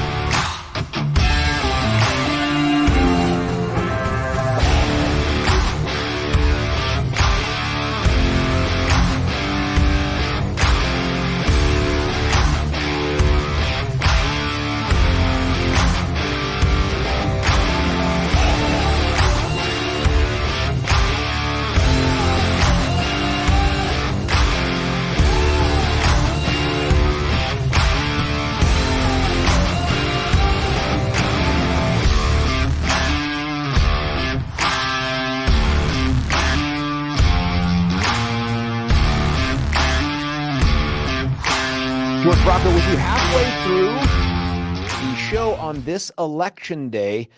It's Tuesday, November the 7th. We got 2 more hours until we get taken over by a national guy named Chuck Kirk. We stay national with Dennis Prager, then Seb Gorka, and then we go right back to live and local. I believe today it's Jimmy Sengenberger yet again throughout the week. And then at 4 o'clock, nope, go national again with Officer Brandon Tatum. Didn't get a chance to listen yesterday, but I'm going to try to do it today. I am pleased to have on the line. We've had him on before. He's very, very busy. I've known this guy for a long time. Ton of respect for what he's done. He's now making a big career change. His name is Ken Buck. He's the congressman for my 4th congressional district. Sir, thanks for joining us. Good to be with you, George. I've had some text questions and some other folks who've asked a series of things here. And I think the first one is, and you were super good about reaching out to me last week when you'd made the decision to not run for reelection, to say, hey, can I come on the radio with you? And I'm like, dang, I'm out of town. I'm doing a wedding in Utah. So thank you for coming on now. But the question I would have asked then is still legit. And that is, why are you doing this? Why did you make the decision to leave after a decade of serving Colorado? Well, that's just the point. It's a decade of serving. You know, it's one of those things, George. You and I both believe in the citizen legislator, both believe that people should come to D.C., do this job and leave. And I feel very strongly about that. There are parts of this job that are very frustrating to me. And I never wanted to be in this job. You know, I look at McConnell and think, that's me. I can't wait to be Mitch McConnell, Dianne Feinstein, you know, so many others that have done this job for 40, 50 years. It's just, that's not who I am, and that's not what I think the founders intended. But the frustrating parts of this job have to do with the fact that in politics, there's no incentive structure to take on the really tough issues. And the tough issues are some of them have been around for a long time, like fixing Social Security, fixing Medicare, fixing our national debt, finding ways to fund the military without going broke. All of those things are really important, and we don't deal with them. And then there are some new issues, and most of them have been sort of developed by President Trump, but they surround the election of 2020 and the issues that our party is divided over are tough issues, and speaking the truth on those issues is not very popular. You know, when you first got into this game, and by the way, as someone who served with you for a short period of time as district attorney, I get it. But man, I wonder how much of you was like, I should have just stayed as DA. But when you got into this game at the national level, you're the Tea Party guy, right? Like, you were the ultra conservative dude on the Colorado stage for the Republicans getting elected. And now it feels like things have sort of fundamentally changed for our state party, at least. What are you sensing or feeling is the difference? And maybe I'm making it up and you're like, no, there's no difference. We're the same. No, I think, you know, I am fundamentally a conservative, a constitutional conservative. You tell me what the Constitution says, I'm going to follow it. The Constitution says that, you know, you can impeach a president for a high crime or misdemeanor, or bribery, high crime misdemeanor. You know, I look at those as a prosecutor. I want to see, what is the evidence? I know, and you know, when you walk into court, everything starts to fall apart, and you get a lot of unexpected details thrown at you. So before this impeachment goes over to the Senate on Biden, what are we going to be looking at? And I looked at the impeachment evidence, and it's not there yet. It's not that it couldn't be there down the road, but it's not there yet. It shouldn't be called an impeachment inquiry. It's just an investigation at this point. I think that's the other thing, Ken, that folks don't appreciate about where you come from. I mean, you were a federal prosecutor, you were a state prosecutor, successful at both those things. I don't think that what people get is your brain is broken in a way, and that is, it's not enough to know or believe what happened. You are really governed by what you can prove happened, and if it's not there, you can't move forward. Even if you think some dude killed another person, if you can't prove it, you don't file the charges, you don't go to trial. This is kind of a similar thing I hear you describing. It's absolutely similar, and a lot of people, it's not just that they're not prosecutors or not lawyers.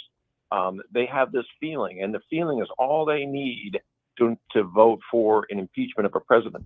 Think about what an impeachment is. And I voted against both impeachments of President Trump because they weren't there. And when you're impeaching someone, you are overturning the results of an election. You are telling hundreds of millions of Americans, you're 200 million, 190 million, whatever it is, Americans, you're wrong. I'm right. I get to decide that your election results are invalid, and I am going to throw this person out of office. That is a huge step. It's not something that should be taken lightly. The folks have texted in here since just this recent part saying, I'm reading it to you as a quote. So does he not believe there was any fraud in the election? Oh, no, of course there was fraud in the election. It wasn't fraud that would overturn the results of the election. Every court that has heard the election case ruled that there was not sufficient fraud to overturn the election. And the problems with the Secretary of State in Pennsylvania and other states where they changed the rules right before, the law is very clear. You have to challenge that in court, and it'll be an expedited review, like a 1 or 2 day review, to challenge that, to overturn the rulings of the Secretary of State. Those Secretaries of State were wrong. The Constitution clearly says state legislatures can determine the manner and means of an election. But the argument that I hear most now from my fellow members in Congress is these Secretary of States changed the rules. That challenge has to be brought before the election, because you can imagine, George, if challenges are brought after the election, there's no end to then it. every election gets, you get overturned and you redo elections all day long, and you just can't do that. We're talking with Congressman Ken Buck from the 4th Congressional District. Sir, do you believe that the person that follows you into office from the 4th must be an election denier to get elected? And if elected, must they be an election denier to enjoy some measure of success or favor under the current leadership of the House? I definitely don't think number two. I think that people in the House, Republican conference, some of them believe the election was stolen. Some of them don't believe the election was stolen, and are able to pass bills equally, are able to move legislation, are able to get committee assignments. All of those things are handed out regardless of the belief in the election results. I do think that the most active Republicans, the ones who vote in primaries in the 4th Congressional District, and I shouldn't even say primaries, but certainly caucuses, are more pro-Trump than not. I think in a primary, it would be a very interesting split to see in the Republican Party and in the 4th Congressional District. But I think it will really amount to more than just that issue. I think people are going to look at someone's background, their ability to articulate conservative values, their ability to raise money and help the Republican Party and Congress keep the majority in the House. You have said that you do not intend to endorse in the race to succeed you. Tell me about that decision. Yeah, I am. So when I have run for office and left, I think it's really important that the voters know that they got the person they wanted. They got a full view of somebody. I have been away from Colorado much too much in the last 9 years, doing the job that I was hired to do and sent to DC to do. And so I feel strongly that the people who connect best with voters and are able to develop the sort of relationships that are needed to be an effective member of Congress, those folks should be at the top of the list, and it's not my choice. You have been an undeniable fiscal hawk during your entire time in Congress. How do you balance that against the efforts now to fund Ukraine and Israel for purposes of their individual military efforts? And do you distinguish between the two? Yeah, I think that it's really important that we do everything we can to help our ally militaries And I consider Ukraine, having been invaded by Russia, not to be a NATO member, not to be an ally in terms of, Britain or some of the other countries that we have alliances with, but still to be an important a part of our military structure in the world. I think it's important to fund those militaries and to give them every opportunity to succeed, so that we don't have American boots on the ground at risk in those areas of the world. We obviously have strategic interests in Europe. We obviously have strategic interests in the Middle East. But I think the most important thing is the Biden administration went on a spending spree in the 2 years before this Congress, in the last Congress. And we should be taking back as much of the money that they overspent and paying for these supplemental requests as we can. I thought it was a very good idea to take back the money that we did for the Israeli supplemental from the IRS, 87,000 new IRS agents in the next 10 years. And we have decreased that amount to pay for the Israeli supplemental. We will be finding ridiculous expenditures that have happened in the last 2 years to try to fund the Ukraine supplemental also. But I'm absolutely in favor of both supplementals. I know we have a little bit of limited time here, so I want to get through a couple questions that folks have texted. One was just, hey, I fully support and agree with Ken. That's a nice one. Tell Ken he will be missed. Here's another. Ask Ken if he thinks that the Colorado Secretary of State can keep Trump off the ballot. Any thoughts on that one? Have you followed that at all? Yeah, I followed it. I testified. I mean, that's what's so ironic. Sort of being sarcastic. We talked about you being there. Okay, sorry. That's all right. That's all right. Yeah, I just think it's ironic that a lot of Trump folks got mad at me for not supporting Jim Jordan, and the reality is that I'm one of the 8 that voted against Kevin McCarthy, and we ended up with Mike Johnson, a much more conservative speaker and somebody who will really reflect our conservative values in a really good way. But I think that what happened in the Secretary of State and others trying to keep President Trump off the ballot is ridiculous. Let people run based on their record, and let a banana republic does that, not a constitutional republic. Agreed. How do you feel like the testimony went? And that's weird, by the way. I don't know if you've ever been a witness before. I haven't, except in one military setting. I was a subject matter expert in some Colorado criminal procedure stuff when I was on active duty after September 11th, but that's it. So how weird was it?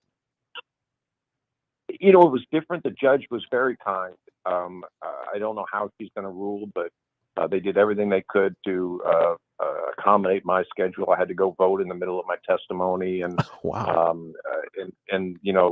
The objections. They didn't go let either side go into a lot of extraneous areas, and so I was sitting on the floor January 6th, and had a bird's eye view of what was going on and the control that the police had over the situation. And so I'm not a constitutional expert and couldn't testify on this is an insurrection, but this is a riot. There's a lot of things that I thought about but I wasn't able to express, but in terms of what I saw and heard, I thought it was a very fair proceeding for my testimony. You brought up these things, and some texters have texted in. Ask Ken why he voted to voted against McCarthy and against Jordan, I guess is how they phrased it.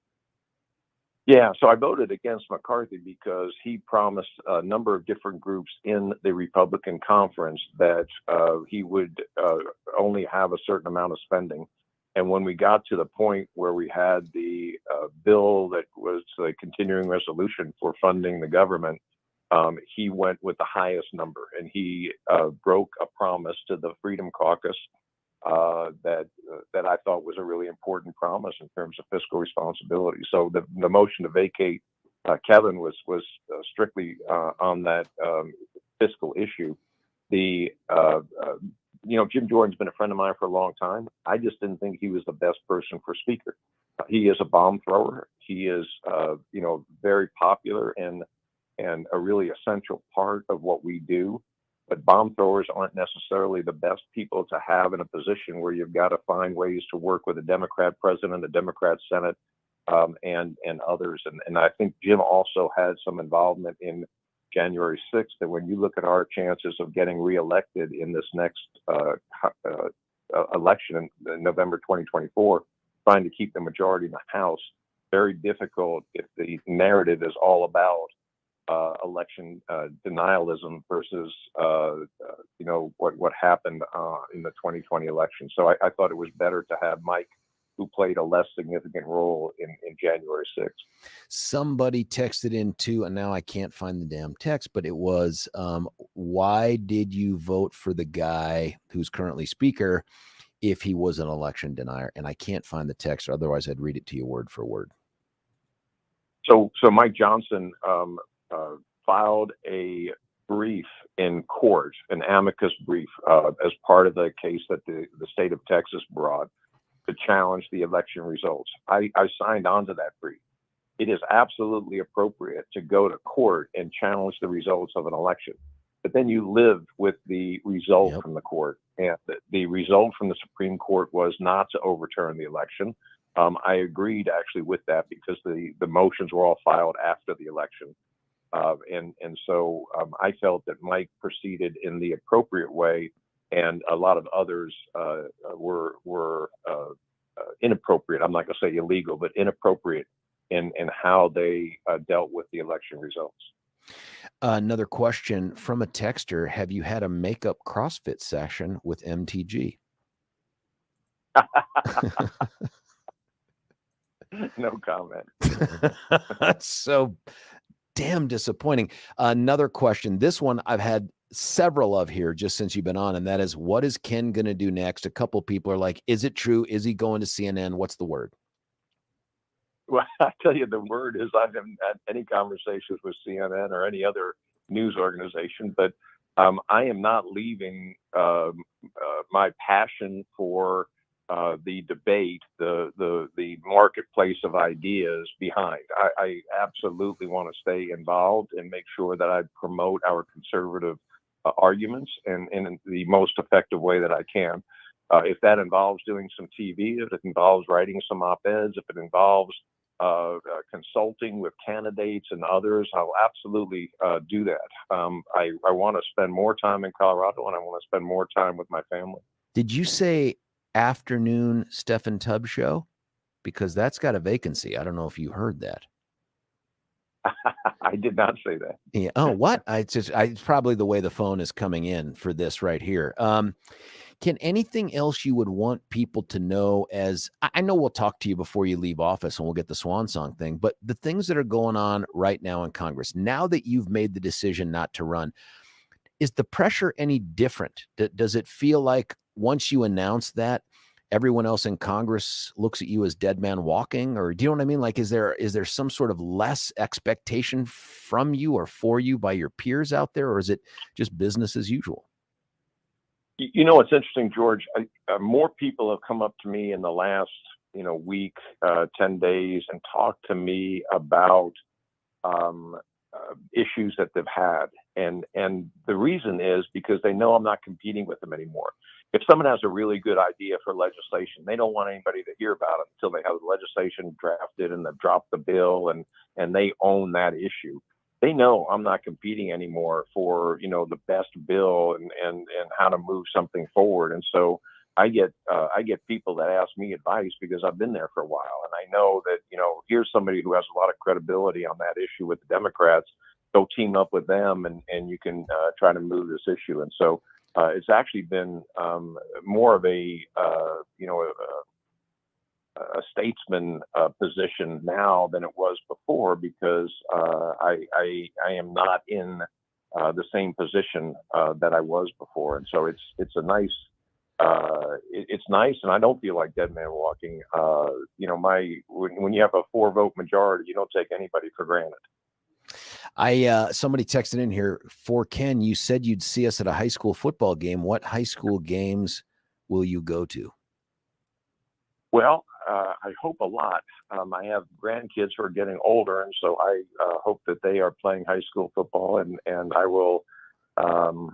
My daughter tells me that my grandsons need to make a living with their brain, and so she doesn't want them to play football. Oh, I'm living that. I played football, and I don't know what she's saying about my brain when she's making that comment. But I enjoy going to games up in northern Colorado, Windsor and Greeley and Fort Collins, Loveland games, but I will probably be down south of Denver for a lot of football games also. If memory serves, you played football for a little-known, small, teeny tiny, insignificant school called Princeton. Is that right? I did. I actually got a tryout with the Giants also, which was the shortest NFL career in modern history. So. Yeah, I've never met anyone that's talked more loving crap about you than the former governor of Maryland, who also played football with you. Yeah, Bobby Ehrlich. Good call. Yeah, he's a good dude, but he very tongue-in-cheek stuff he has to say about his good friend Ken Buck. Sir, that's all I've got for you today. I just can't thank you enough for coming on and answering these questions. I wish I would have been able to ask you these things back right after you left. Any other regrets about the timing of this or leaving it all? Or, man, I wish I'd have done this a couple cycles ago, or is this just the perfect time? You know, I'll be able to tell you that in retrospect, George, but I'm happy with the decision. I'm happy. I don't know what is on the other side. I just know that I'm anxious to get there and start working hard. And I really appreciate the voters in the 4th giving me this opportunity, the people in Colorado giving me the support. And I can't tell you how much I really love giving you grief on the radio. You do a good job. I wish you'd have been the chairman of the House Judiciary Committee. I'm just saying that. And I haven't told people this either, but you're one of the few congressmen when we used to go out, the District Attorney's Council, and I think they still do this. They go out annually to talk with legislators and stuff. You would actually leave the committee meeting to come out and talk with us and say, hey, here's what's going on. What do you guys need? All that other stuff. There were a lot of folks we never saw, never got a chance to meet with them face to face. They were just quote unquote too busy, but you always took time to do that. And I was always taken with that. I thought that was the way to do it. Well, thank you, George. It is really an honor to serve. And it's even more of an honor when constituents take the time to come to DC and to talk about issues that they care about, because and to ignore that is really, I think, malfeasance and a mistake. And I really appreciate the fact that we have so many people in Colorado who care and get involved. Last bit of advice, whatever you're going to do at the DCPA, just know it's on camera. Just saying. I don't know. That's not a reference to anything in particular, just giving you that fair warning right there. Ken Buck, he's the congressman for the 4th Congressional District. Thanks so much for taking time out of your busy day to talk with us. Good to be with you, George. Thanks. Thanks, sir. Take care. Hey, listen, before we cut loose for a break, and I'm happy to entertain calls and tons of texts. I've tried to read just about every question. Some of them were overlapping that folks have sent in, and there were a bunch. If you've got questions, if you've got things you'd want to know, I need you to call in and let's have that conversation at 303-696-1971. But before I cut you loose for this particular break, I want to tell you about our good friend, Gay Ribble, and the Empower Home team of Keller Williams Realty. These are the folks that have this fantastic website called sellwithcertaintycolorado.com. And that sell with certainty, that's kind of the way they approach all of these real estate transactions in this crazy market. They want you to feel good about what you're doing. You're not selling out of fear. You're not selling because it has to be a hasty decision that's made. You're getting top dollar because you have the top realtors out there.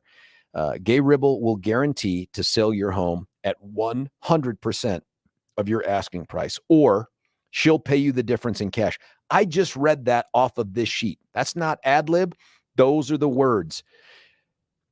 Gay Ribble will guarantee to sell your home at 100% of your asking price, or she will pay you the difference in cash. What more do you need to hear before you pick up the phone and dial 833-301-SOLD? 833-301-SOLD. You can go to gayhasthebuyers.com. That's gay, G-A-Y-E, hasthebuyers.com, or try sellwithcertaintycolorado.com. That's sellwithcertaintycolorado.com. When we come back, you, me, the texts, all of it right here. George Brauchler, 710 KNUS.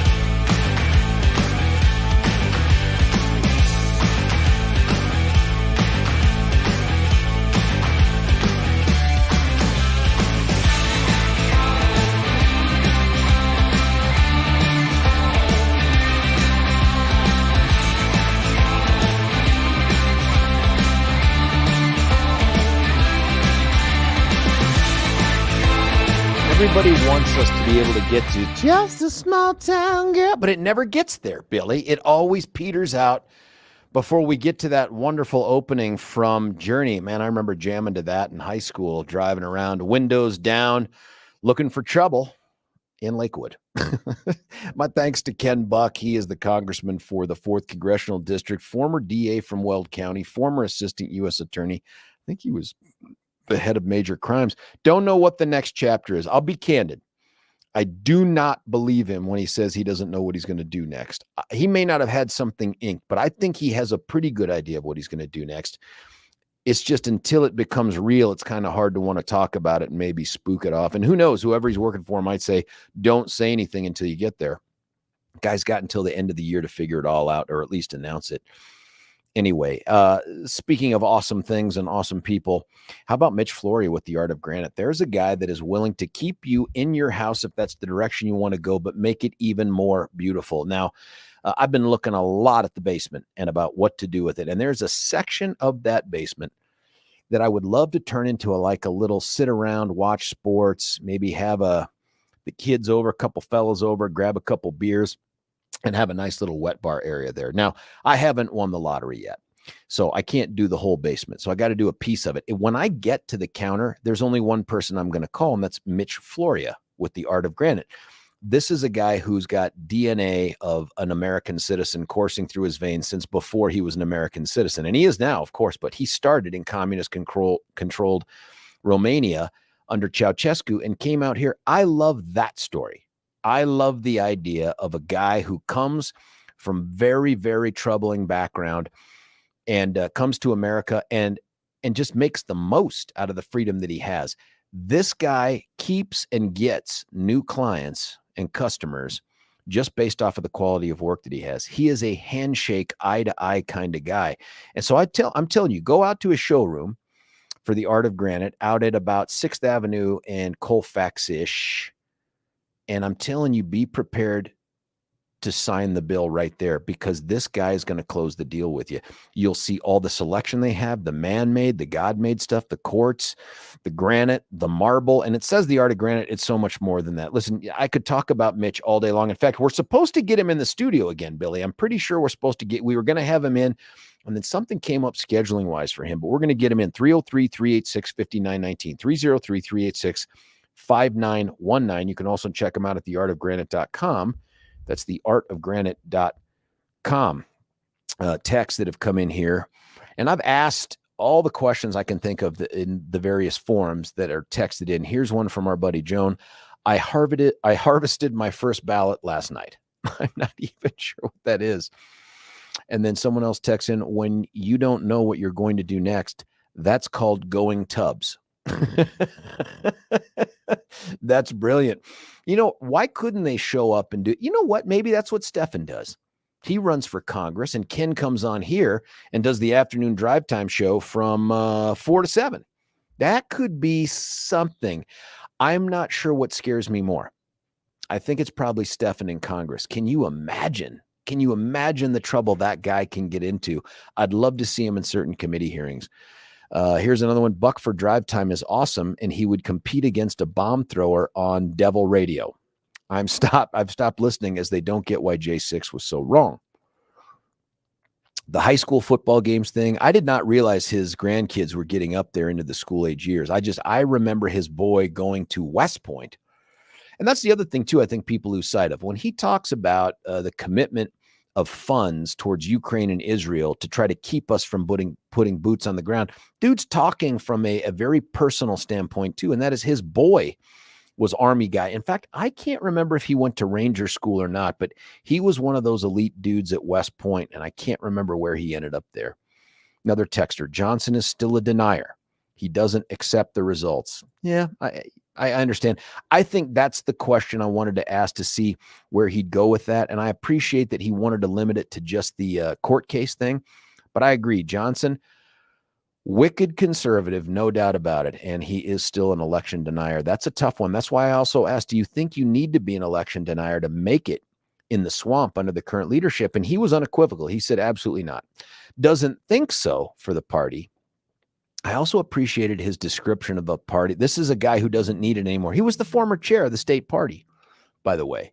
I think his vice chair may have been KBB even before she ended up getting elevated into that position. But the party has shifted. I mean, I don't want to talk too much out of school, but I remember at one point being at one of the assemblies and talking to Ken and him saying, when did I become the establishment guy, right? Like I am I'm an OG Tea Party dude. When did I become the establishment guy? And my answer was when you got elected. The minute you get elected, it's not even your fault.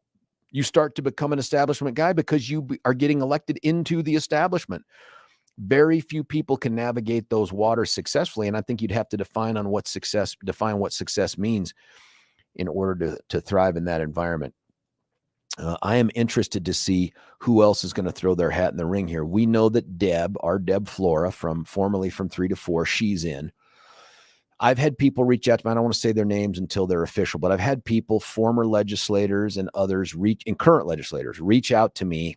And I really respect this, asking, and I'm flattered by it. What am I going to do? What are you going to do?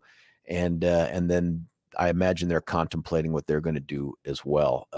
We know that our buddy Steve Reams, sheriff of Weld County, he's not going to do it. That may be the most sober decision I think he's ever made. I'm kidding. That's just a smart decision. I asked him to. Well, why not? What am I missing here? As people are asking me to consider that, what am I missing? And his answers were all really, really good things. Another text. The one thing I was confused about is that a lot of the courts said there was no standing on certain cases brought to them for potential fraud or more like blatant fraud. So that doesn't mean there wasn't fraud. They clearly don't want to look at the situation. Sadly, interesting. That is an interesting text and an important one because I've heard the same thing. I've heard a lot of people say, hey, we never got to the substance in some of these courts because they said there's a lack of standing. Standing matters. That is a legitimate reason to get knocked out of court. And we want it that way. It's not the court not wanting to look into it. It's the court towing the line on not everybody can simply just make any allegation of any kind against another person or entity and gobble up the court's time and ask for a ruling that will impact their situation. That just isn't it. That just can't be the way it works. And in fact, that's not the way it works. So I get what you're saying, but that's not true for all these courts. And standing is critically important in terms of the exercise of judicial authority. We don't want them to be able to reach into any topic that anyone brings to them. That would take that third branch, already the least accountable branch that we have, both at the state and federal level, and give them steroids. We just don't want it. It wouldn't be good for us. 303-696-1971 is our number.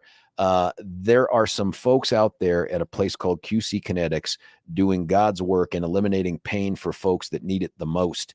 And those are the folks that are suffering. And it could be you're a younger person, but you had an old injury and it's starting to creep up on you. Or maybe you never really had it addressed. It could be you're in my age range or older, and the warranties run out on your parts, your knees, your joints, your hips, lower back, whatever it is.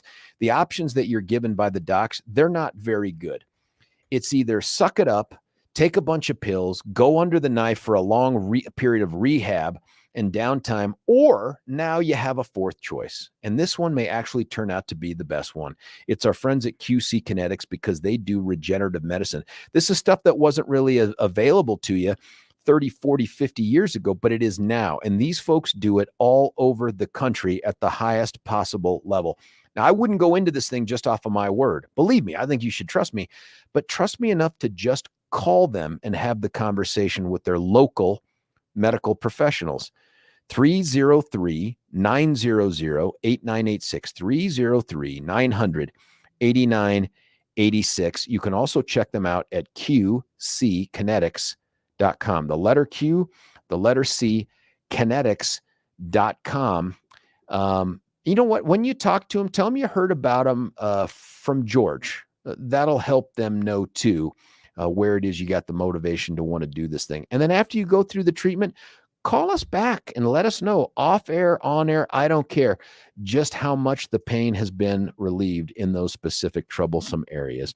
qckinetics.com. When we come back, more texts that are coming in. You can also give us the call at 303-696-1971. In the 9 o'clock hour, we're going to be joined by Advance Colorado Institute's Michael Fields going to give us a last little bit of enthusiasm, motivation, and answer some questions about the election. It ends today, folks. If you're sitting on your ballot, please vote the ballot. Even if the only thing you know about is HH, remember that HH is a lie. Let's kill that thing. George Brauchler, 710 KNUS.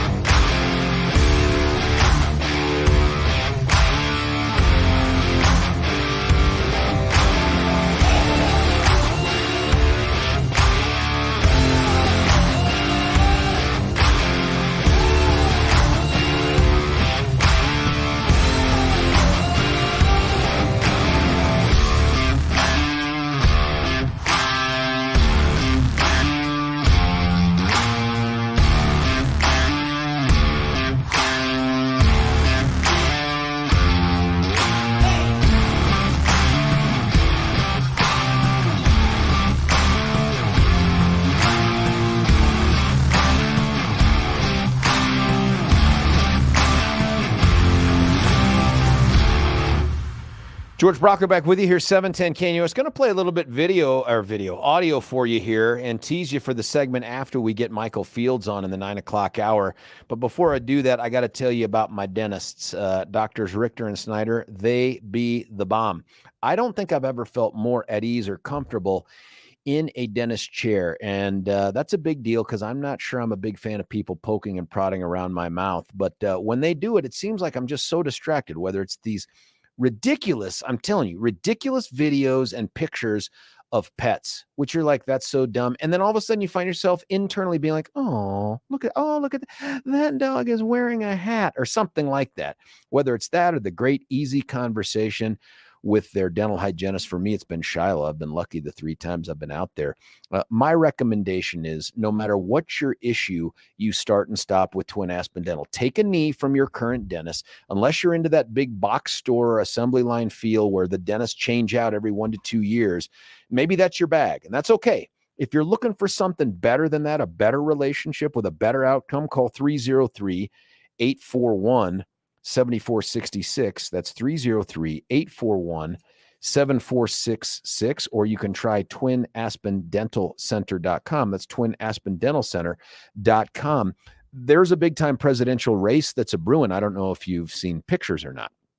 However, the Iowa caucus is kind of one of those first in the nation kind of bellwether things.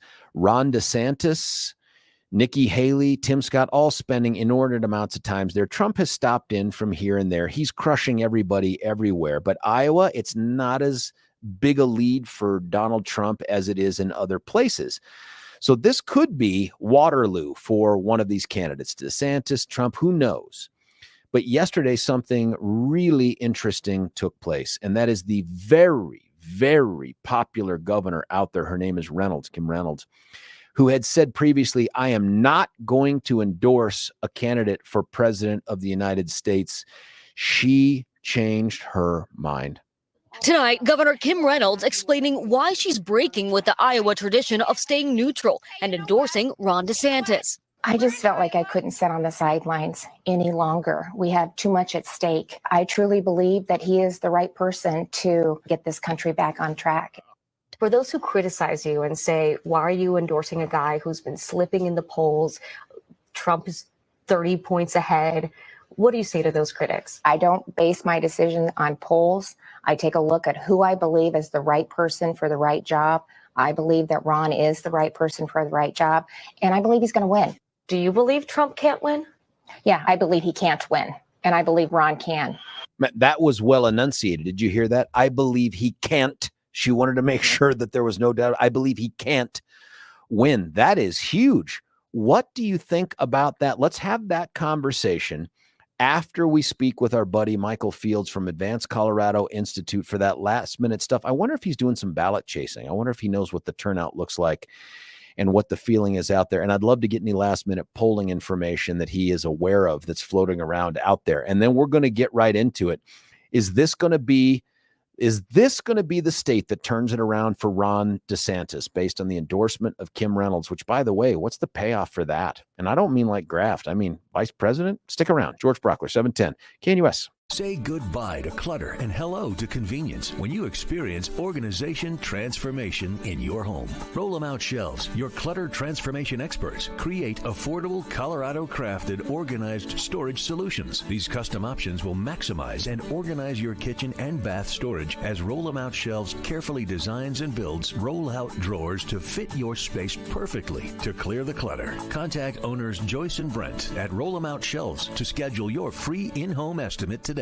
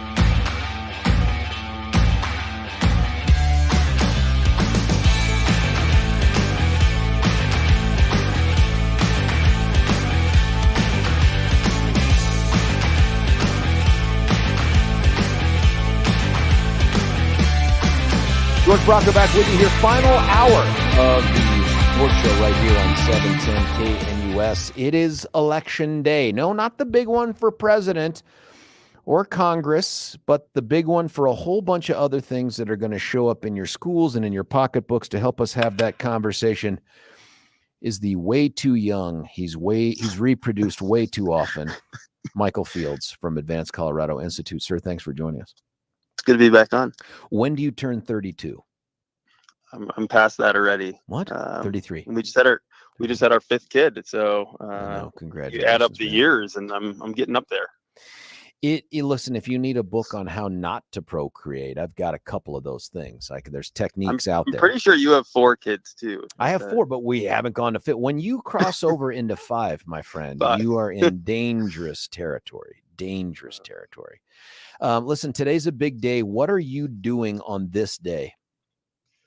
Looking at turnout, talking to people, trying to figure out how we get more people to turn out and vote that agree with us. What are you seeing on the turnout? What are the numbers? I mean, it's pretty low so far. It's about 1 million people that have voted. I'm guessing about 1.6 end up voting. But holy crap! So you that think could be a little 600,000 more are going to show up today? Yeah, just dropping off their ballots today. Yeah, I mean that's likely, but it could be 400,000. It could be 6 or 700,000. You just don't know at this point. But a lot of people just feel comfortable holding on to their ballot, dropping off the last day, or it's in the process. They dropped it off last night or something like that. It just hasn't gone through their clerk yet. Can you tell anything from this first million? How many R's, D's, and U's? Yeah, it's pretty close to even R versus D. I want to say it's a point or a point and a half more Republican. If you look back 2 years, it was about even R versus D in 2021. But then, U's are the highest number and have been for the last several cycles. Is that a source of optimism or concern? I mean, odd year voters tend to be a little bit more conservative anyway, tend to be older. I mean, the electorate right now, 55 plus is close to 70%. In 2021, it ended up at about 60%. Wow. So a lot of younger people will vote today, but older people get their ballots in quickly and tend to lean a little bit more conservative in these odd year elections. What was that year that we crushed CC? 2019. 2019. How does the turnout look compared to that? And is that even a fair comparison? Well, it's very similar to 2019. Yeah, I mean, it's fair in that the interesting thing is that, a lot of times Republicans used to vote early. Then during the Trump years, they started voting very late. Now they're back to voting a little bit earlier. So, the trends will change year to year on who shows up and when. But typically you have a lot more liberal turnout, the last couple of days. And so, if you're in a city like Aurora, for example, trying to get out the vote efforts, you're trying to combat kind of the liberal wave that's coming these last couple of days. That's interesting too. How much of this outcome, HH, is going to be dictated by any of the other races that are out there? I mean, like if it's presidential, you think that, hey, that top ticket thing is going to drive a lot of the other elections. Is there anything driving HH, or is HH driving the rest of the ballot?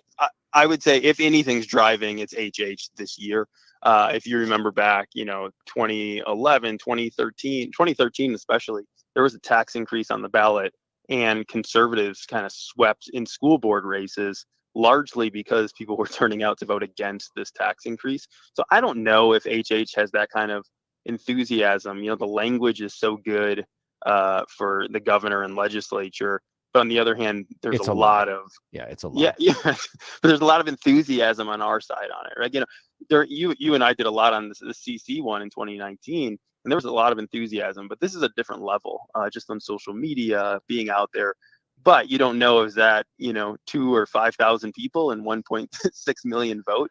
How many people are really tuned into it beyond kind of the political people who tune in to everything every year? Is your expectation that the U's that vote will be tipping the anti-HH way, or are these people that just hate Tabor refunds? No, I think if they knew what it is, I mean, after last year with the Colorado cashback, and if you look at polling on Tabor, I mean, U's like Tabor, and this is a 70% issue in the state. The question is when it says state surpluses and cutting taxes, does that, trigger that this is Tabor refunds in these people's heads? I think if they knew it, this thing would definitely go down and go down big. The question is how many people have educated themselves before picking up that ballot and just look at that language, and they want a tax cut right now. They want their Tabor refunds, which is why the yes side's ads all say, to prevent a 40% increase in taxes and to preserve Tabor. Right. The lie. I mean, the last few weeks, it has been totally that way. And that's because unaffiliated voters support Tabor and want lower taxes. Who is outspending whom? Is there any sense yet? We may not know until all the dust is settled, but what are you seeing out there? No, we know. I mean, we know because you have to file these major contributions, within 48 hours of getting them. And so it is almost even in terms of money. I think the no side might eke out the yes side. There hasn't been much late money coming in on the yes side, but this is one of those races that's not typical in that spending has been about even, where typically these tax increases, they spend 3-4 times more than our side does. But that's not the case this year. Is that a good sign? I mean, I think it's good for us. I always looked at this race as, if we're able to get the word out and let people know what this is, that we could win. I was, always less worried because the ballot language was so good that that's what they're banking on. And by good, you mean so misleading and filled with so many multiple issues that you and I couldn't put on the ballot. Good for them. Yeah, good for them in terms of it sounds good. Bad, it's a bad outcome that we would get, but it sounds good to people. And so, it was really on us. And we won't know until later tonight if it worked or not. But I think we have the resources to get the word out. And it was really on us because they had the ballot language. It was ballot language versus us educating people. And I don't know what happens when 1.6 million people vote, and people aren't overly tuned into what's going on. What polling is out there that you're aware of or heard about? I mean, everything that I've heard of is a couple weeks old, and it was very close. Margin of error type polling. But the thing that tends to happen with ballot measures is a lot of late breaking, decisions go one way or the other. And so it could be a very close race for a long time. And then all the people who turn in their ballots today, vote yes or no, and it ends up being a 10-point margin. That's not irregular for ballot measures, where it looks bigger at the end than it was throughout the whole race. Do you have plans? Maybe this is going to be dictated by how close the race is, but do you have plans to launch some sort of a cure effort like we had to do for a guy named Kellner? I do remember that. I think it's possible. I don't know. I just would guess that it's not going to be that close, that it's going to be one way or the other. And, we'll know. But I mean, we obviously have lawyers. We have the resources to do that kind of thing if we need to, if it's that close. But, I think ultimately it'll probably lean one way or the other. And I think it'll lean our way. But again, there's so many votes out there still that it's hard to know. When you and the governor are texting back and forth every day as you do you get any sense of how concerned he is? That doesn't happen. No, but the interesting thing, I was watching a clip from 9 News last night, and they were doing their last story on HH, and they said, well, this is a big deal for the governor. Is he going to comment tomorrow? And they said, well, actually, he's in Wyoming at some kind of governor's meeting. So this is the second time that, for the biggest ballot measure on the ballot, he's fled out of the state. Well, he wasn't, CC, he wasn't in the state either. And so I just think that's an interesting, I just couldn't imagine, a governor who's running a huge ballot measure finding anything more important than being in the state when the votes come in. But I mean, he's, according to 9 News, he's going to be gone. That's it. So we won't see him at JJ's. He will not be at JJ's. That's for sure. Do you expect him to text you, "Hey, nice work"? Well, I don't know what the outcome's going to be, but you got to have a gut feeling.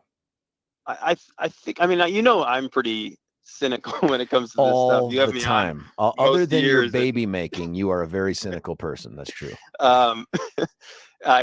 I do think that we end up pulling it out, but it won't surprise me just because of the language, right? The language is the only thing that scares me. The campaign hasn't been good.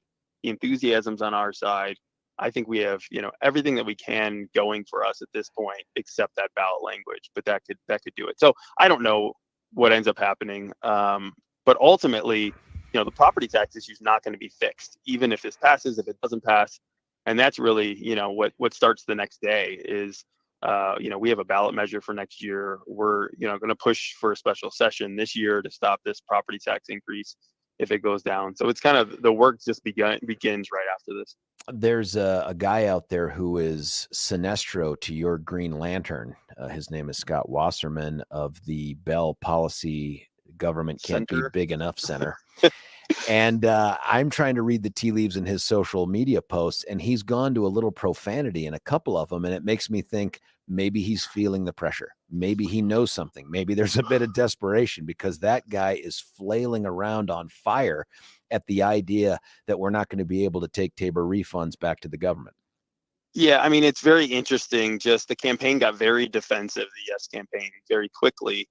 With some of our messaging, us, trying to educate people. And I think the problem that they have is there's a lot of liberal leaning people who don't like this. There's a lot of small, of local governments that are opposing it. I mean, the opposition has been big, and sometimes for different reasons, that this is a 48-page bill, horrible policy.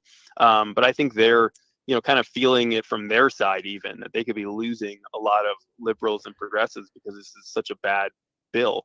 So yeah, there's frustration, but again, that doesn't mean that we're necessarily going to win. I think people still need to go track down people they know who can vote. People who haven't gotten their ballot in, tell them about HH. He's still got, several hours here today to do that. And I think, it's possible that every vote could matter. Yeah, listen, I still think the fact that HH is a lie should matter, independent of them winning the vote, if that's what's meant to be. Are there any legal challenges left, Michael, or is this it? We're just going to be stuck with the fact that they were able to pull the wool over good Coloradans' eyes. I think, there is still, the Supreme Court hasn't ruled on single subject. We could bring a single subject challenge if it passes. I just don't know, how likely it is that they would overturn it and find it violated single subject, just given the history of it. So we'll look at it, but I'm not confident that is the best path. I think the best path is just beating it tonight, making them go back to the drawing board and getting something else done. So there is a legal challenge available. I just don't know if, that's going to be pursued. There are some other measures on the ballot, II being one of them, which apparently has to do with tobacco or something. I read through it. And then there are some other jurisdictions out there, including our county, Douglas County, working on a mill levy override and other stuff. Do you have an overall sense of the electorate on issues related to revenue?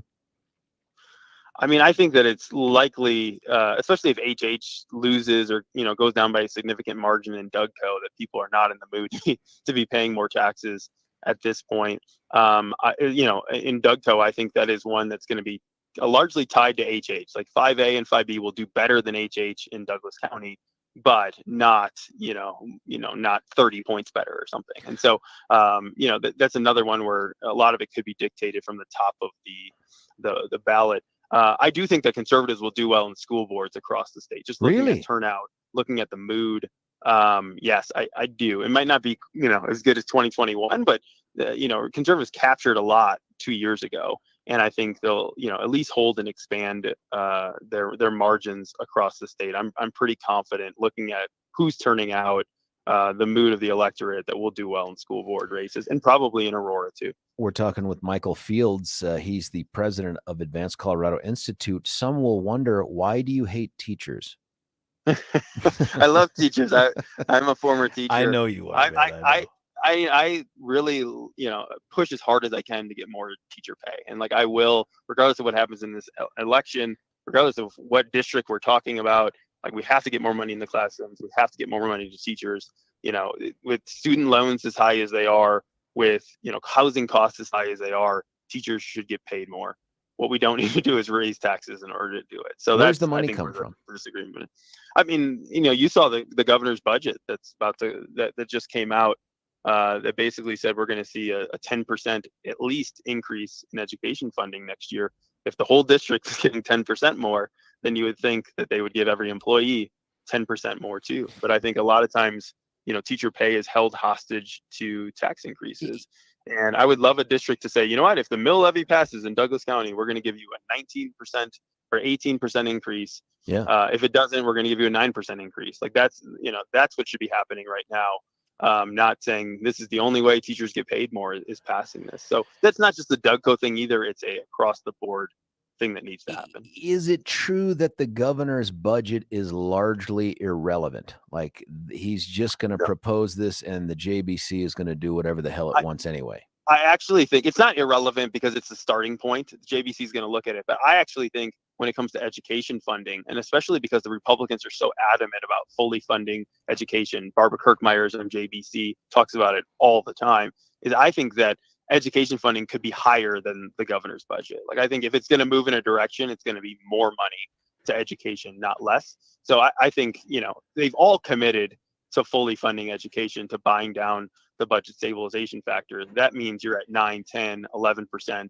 increase right there, without even additional money that could go to education. Is there a way to make that money just for teachers, or is it just like, because I mean, the concern I have is, and somebody texted this in, maybe you can answer this, when I said it feels like we have 800,000 more vice principals of fill in the blank than we did when I was in high school. When I was in high school, there was a principal, there was a vice principal of discipline who you never wanted to meet, and there was really nothing else. Now there's like vice principals of third period, you know what I mean, and stuff like that. Somebody texted in and said that is largely a response to some of the requirements that teachers have to fulfill for testing for themselves, and that only certain people within the school or school district are certified or whatever it is, qualified to administer those tests. And I'm like, dang, this is stuff I didn't know about. I should ask somebody smart, but I've got you on the phone. So any thoughts on that? Yes, there's no doubt. I mean, it's like anything, right? The more regulations that come, the more people have to administer that. Testing, there's been a little bit of a pushback against, all the testing that might've been going on pre-COVID, et cetera. I think there's definitely a discussion over what mandates are coming down to schools, but no, I mean, largely, money goes to local districts. They have local control. This is why school board races matter so much. If you put enough pressure on your school board to make sure we're not having 10 vice principals at a school, that we're going to cut down the administration, put more money into teachers in classrooms, it'll happen. I mean, there are certain mandates, it's kind of a both answer, but, every district makes its own decisions. And so this money goes into that system. They get their per pupil spending, their other, allocations that they get. But ultimately, this is why you got to make sure you're electing good people to the school board to make sure that money gets to teachers and gets in the classroom. When will we know, do you think? Best guess on HH or any of this other stuff? Like sometimes they hit like print or whatever that button is the clerks and recorders hit, and we get that instant initial tally. But if 600,000 votes are coming in today, are we going to know tonight? Yeah, I think we do. I mean, probably by the second, big group of releases. But that first group, you have a pretty good idea. Because who voted, where they vote, where in the state they voted from. If this is a double-digit margin in that first upload at 703, it's unlikely that it changes from there. If it's 4-3, 2 points, then it could be a long night.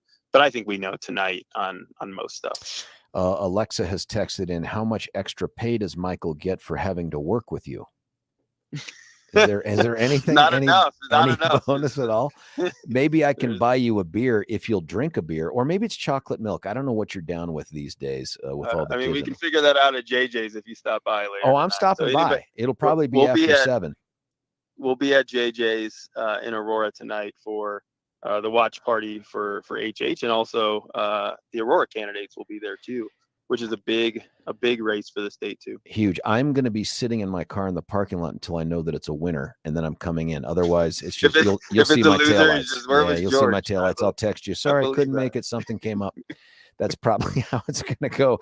Apparently, Polis has already made that decision. You're just going to see taillights up in Wyoming. That's right. I just got to make you feel good. Like this guy's just not sure how this is going to turn out. Hey, Michael Fields, he's the president of Advance Colorado Insitute.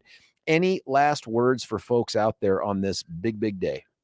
Just track down those last second ballots. Every vote does matter. And so, if you haven't got your vote, your ballot in, get it in. Otherwise, go find 5 more and get those in. Harvest away. You can take up to 10. You can do it 10.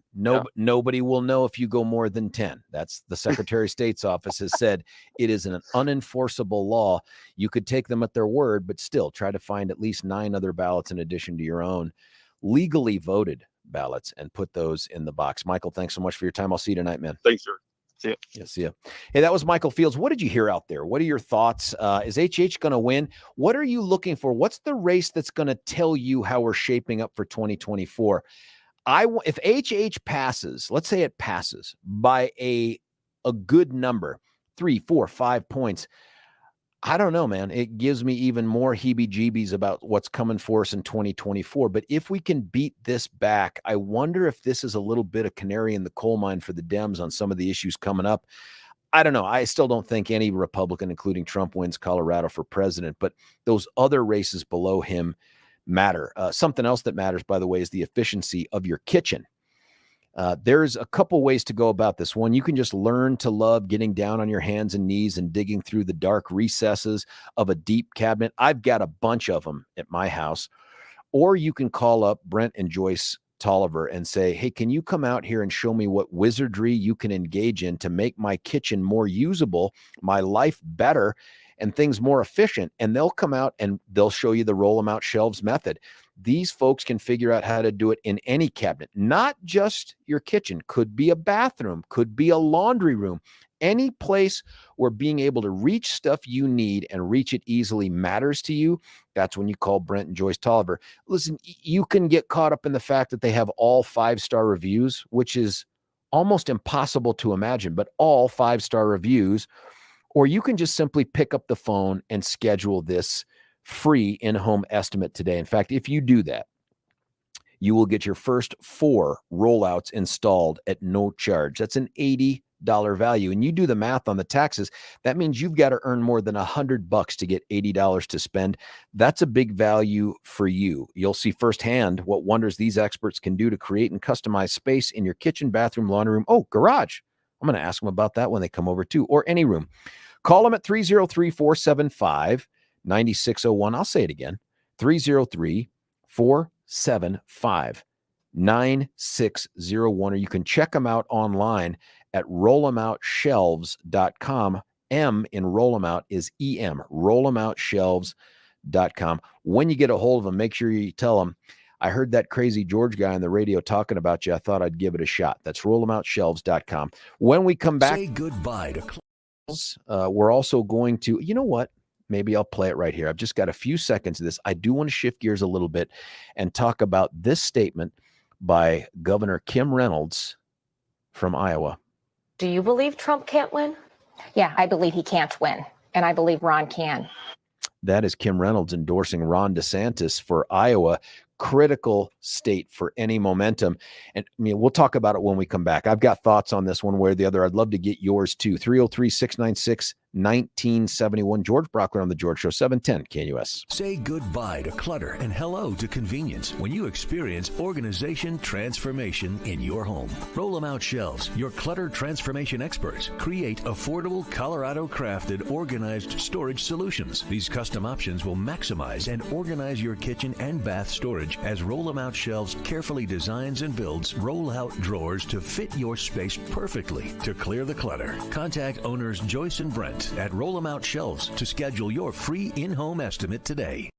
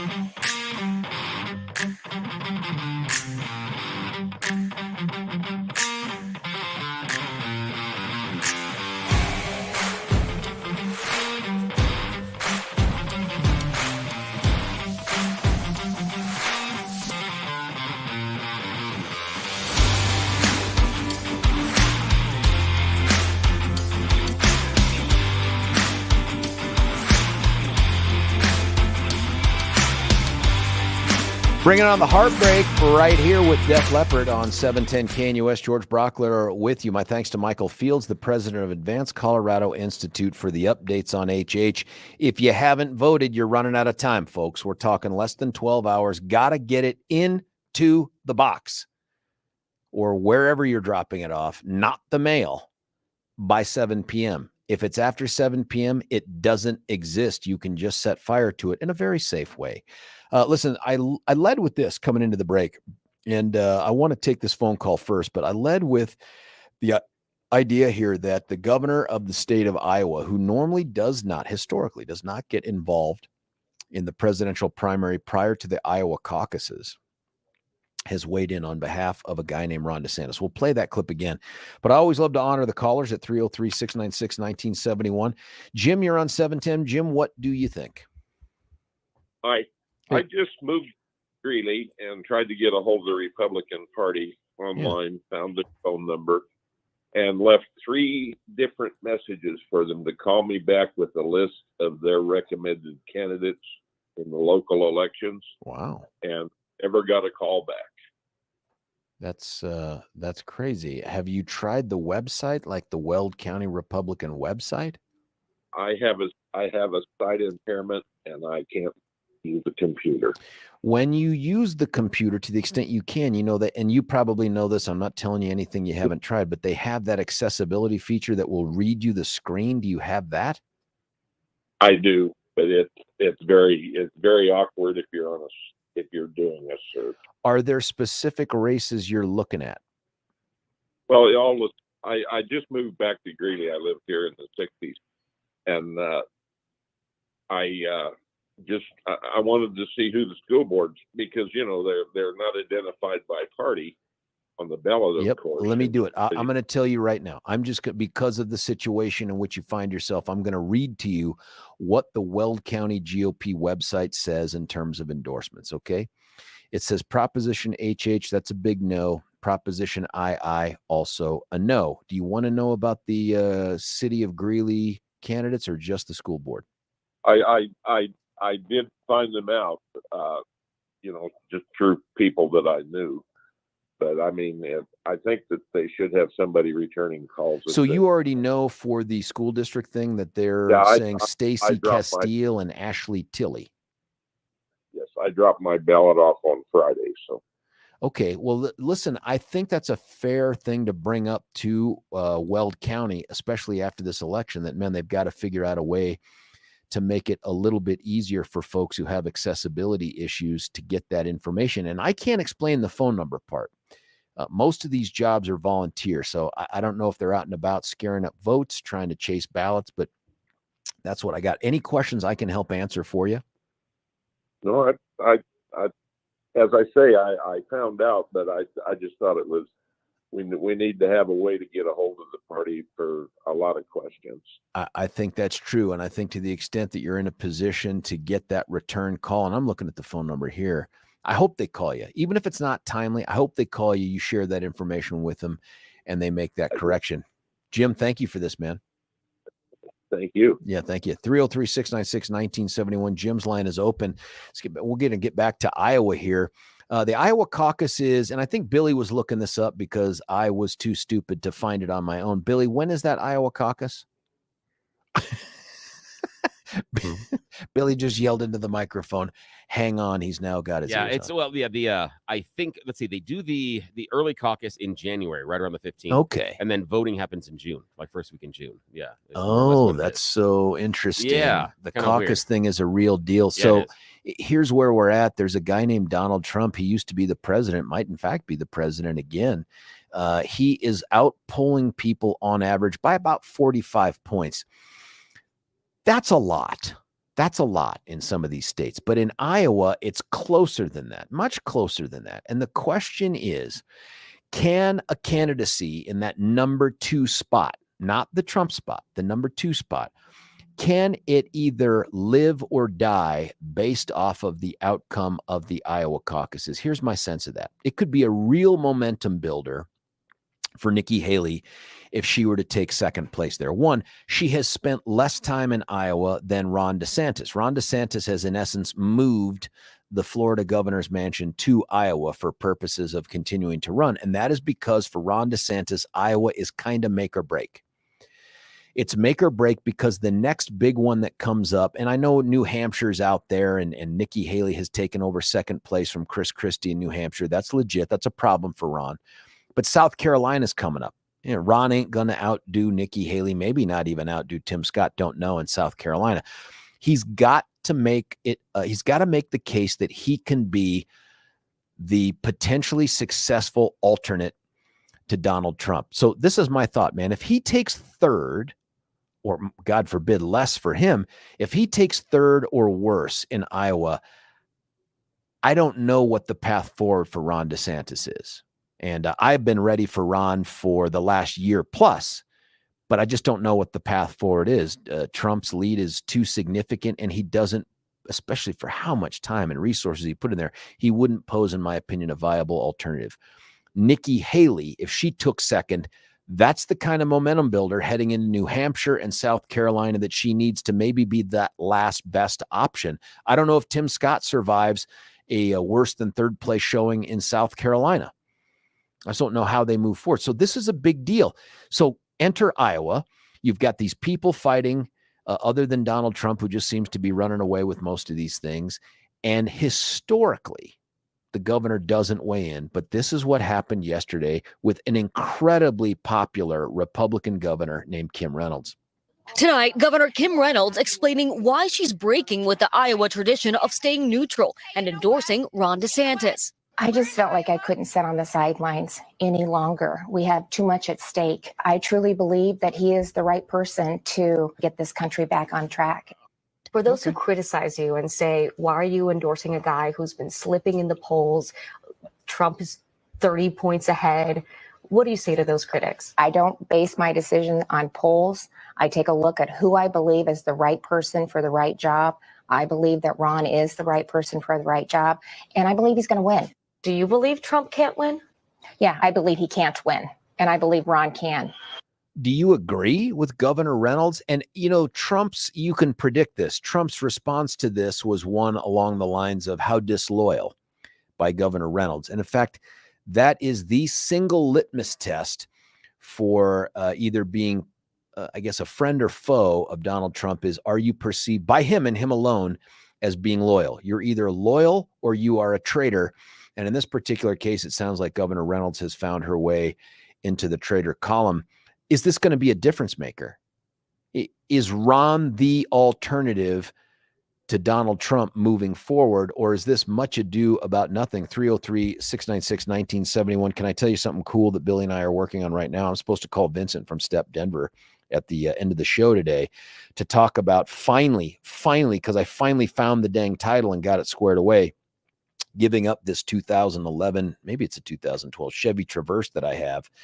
It's probably got value to it, but it has less value to me than it does to that life I'm going to help save. I give this vehicle, I donate it to Step Denver. They clean it up, make it run real nice, maximize the value for it for my tax write-off purposes, but then they take that money and they use it to get a man who's trying to get addiction under control and get off the streets an opportunity to save his life. Not in a month, not in a year. It's a multi-year program, and not everybody's cut out to be successful in it. But those that are successful, they stay successful. They stay off the streets. They stay off the drugs. These folks don't take tax money. That's why they need the cars. That's why I'm giving them mine. And the number I'm going to call is the one you should, 303-296-9020, 303-296-9020. You can also visit them at stepdenver.org. That's stepdenver.org. Going right to the phone lines, it's our friend Lynn from Aurora. You're on 710. Lynn, how are you? Hi, George. I'm fine. It's kind of the last rush here. It is. To get ballots in, so critical because it's a low turnout election. If Republicans vote, we could win. So, but we're still into that issue of not knowing who to vote for. A lot of people, being that it's a nonpartisan race, and we talked a couple of days ago about it, and we decided not to give my number out, to give a voter guide out to people. But Kelly Michaels and Jimmy Singberg, on his show, Kelly said it was okay to give out my email. Okay, great. So I will do that. And then if anybody wants the voter guide for Arapahoe County to know who to vote for, they can just contact me by email. And it's L Cottrell, Cottrell, that's 2 T's and 2 L's, at AOL.com. That's how they know how old I am. Say it one more time for us, Lynn. L Cottrell, L for Lynn, Cottrell, Cottrell, at AOL.com. So I have a complete voter guide for Arapahoe County Republicans. I really appreciate you doing this. It takes some guts, and I just love that you're out there still trying to help people, even this late in the game. That's fantastic. Well, this is when it's really important to get those ballots in. Look, you have a prediction, Lynn. You're out there all the time, knocking doors, talking to people at different events. What's your sense of this election when it comes to things like HH, Aurora City Council, all that? I think HH will not pass. I think Republicans are very motivated to get out to vote, to support that. I mean, to oppose that. I don't know that the Democrats care as much about that. So I'm just praying. HH goes down in flames. Everybody I've talked to isn't supporting it, so I'm just keeping my fingers crossed. Any sense on this issue? And I know you called in to be helpful, but I played that clip from Governor Reynolds. Are you following the presidential much at this point? And what do you think about her endorsement of Ron? I think that's stunning, actually. In Iowa, I mean, she normally doesn't endorse, and they normally don't endorse. I just don't know, George. Trump is so far ahead. He's so far ahead. I just don't know that anything's going to matter. But I sort of like Haley. I think she's a good candidate. I could easily support her. But I don't know. I think Trump's kind of in the bag. I think he's got a huge lead. It would be hard to imagine him short of stumbling on the path there that anybody surpasses him. But Lynn Cottrell, thank you so much for the opportunity to help out here, especially on this last day. And maybe if we pull this thing off, you can call back in. We can do a little victory lap on the radio tomorrow. I love that. Okay. Awesome. Take care. All right. Thanks, Lynn. Lynn's line is open, 303-696-1971. Nick, Mike, I'd love to get to you in this segment. I'm going to have to hold you over to the next. Can't get to that little break, though, until we discuss a good friend of the show and a great attorney. His name is Dan Kaplan. Frankly, I'd love to know what Dan's thoughts are on two big things we've discussed today. I'd love to know his thoughts on that Woodyard case, the McClain case, where the officer who put on the carotid hold got acquitted. I'd love to know his thoughts on that, because dude's a trial attorney for 30 years. Guy has been more than 30 years, almost 40 years. Guy's been winning cases, even the super hard ones. I'd love to get his feedback on that. I'd also love to know how he assesses the electorate today, just in terms of how he thinks these things might turn out. The reason he's a great person for that is guy can read a room. Guy can read a jury, guy can read an electorate. And if you're someone who gets hurt from someone else's negligence, recklessness, or even in some cases intentional conduct, that's the kind of person you want going to bat for you. Not the guy who's going to give you the pie in the sky sort of, hey, it's all going to work out, I'm going to get you $10 trillion. No, the guy that's going to say, realistically, here's what I think we can get. Here's what justice is. Tell me how hard and how far you want me to go and fight for you in order to try to accomplish that. And it's limitless. Some guys out there, they're just a settlement mill. That's not Dan. That's not Dan and Bobber. They're out there fighting in the courtrooms. Isn't it nice to know that you have someone in your corner who has been there and done that? That's Dan Kaplan. Check him out at dankaplanslaw.com. Kaplan, of course, is with a C, dankaplanslaw.com. Or have a conversation with their great staff at 303-770-5551. 303-770-5551. That's dankaplanslaw.com. When we come back, Nick, Mike, you guys will get at the rest of the show. Stick around. George Brauchler, 710 KNUS.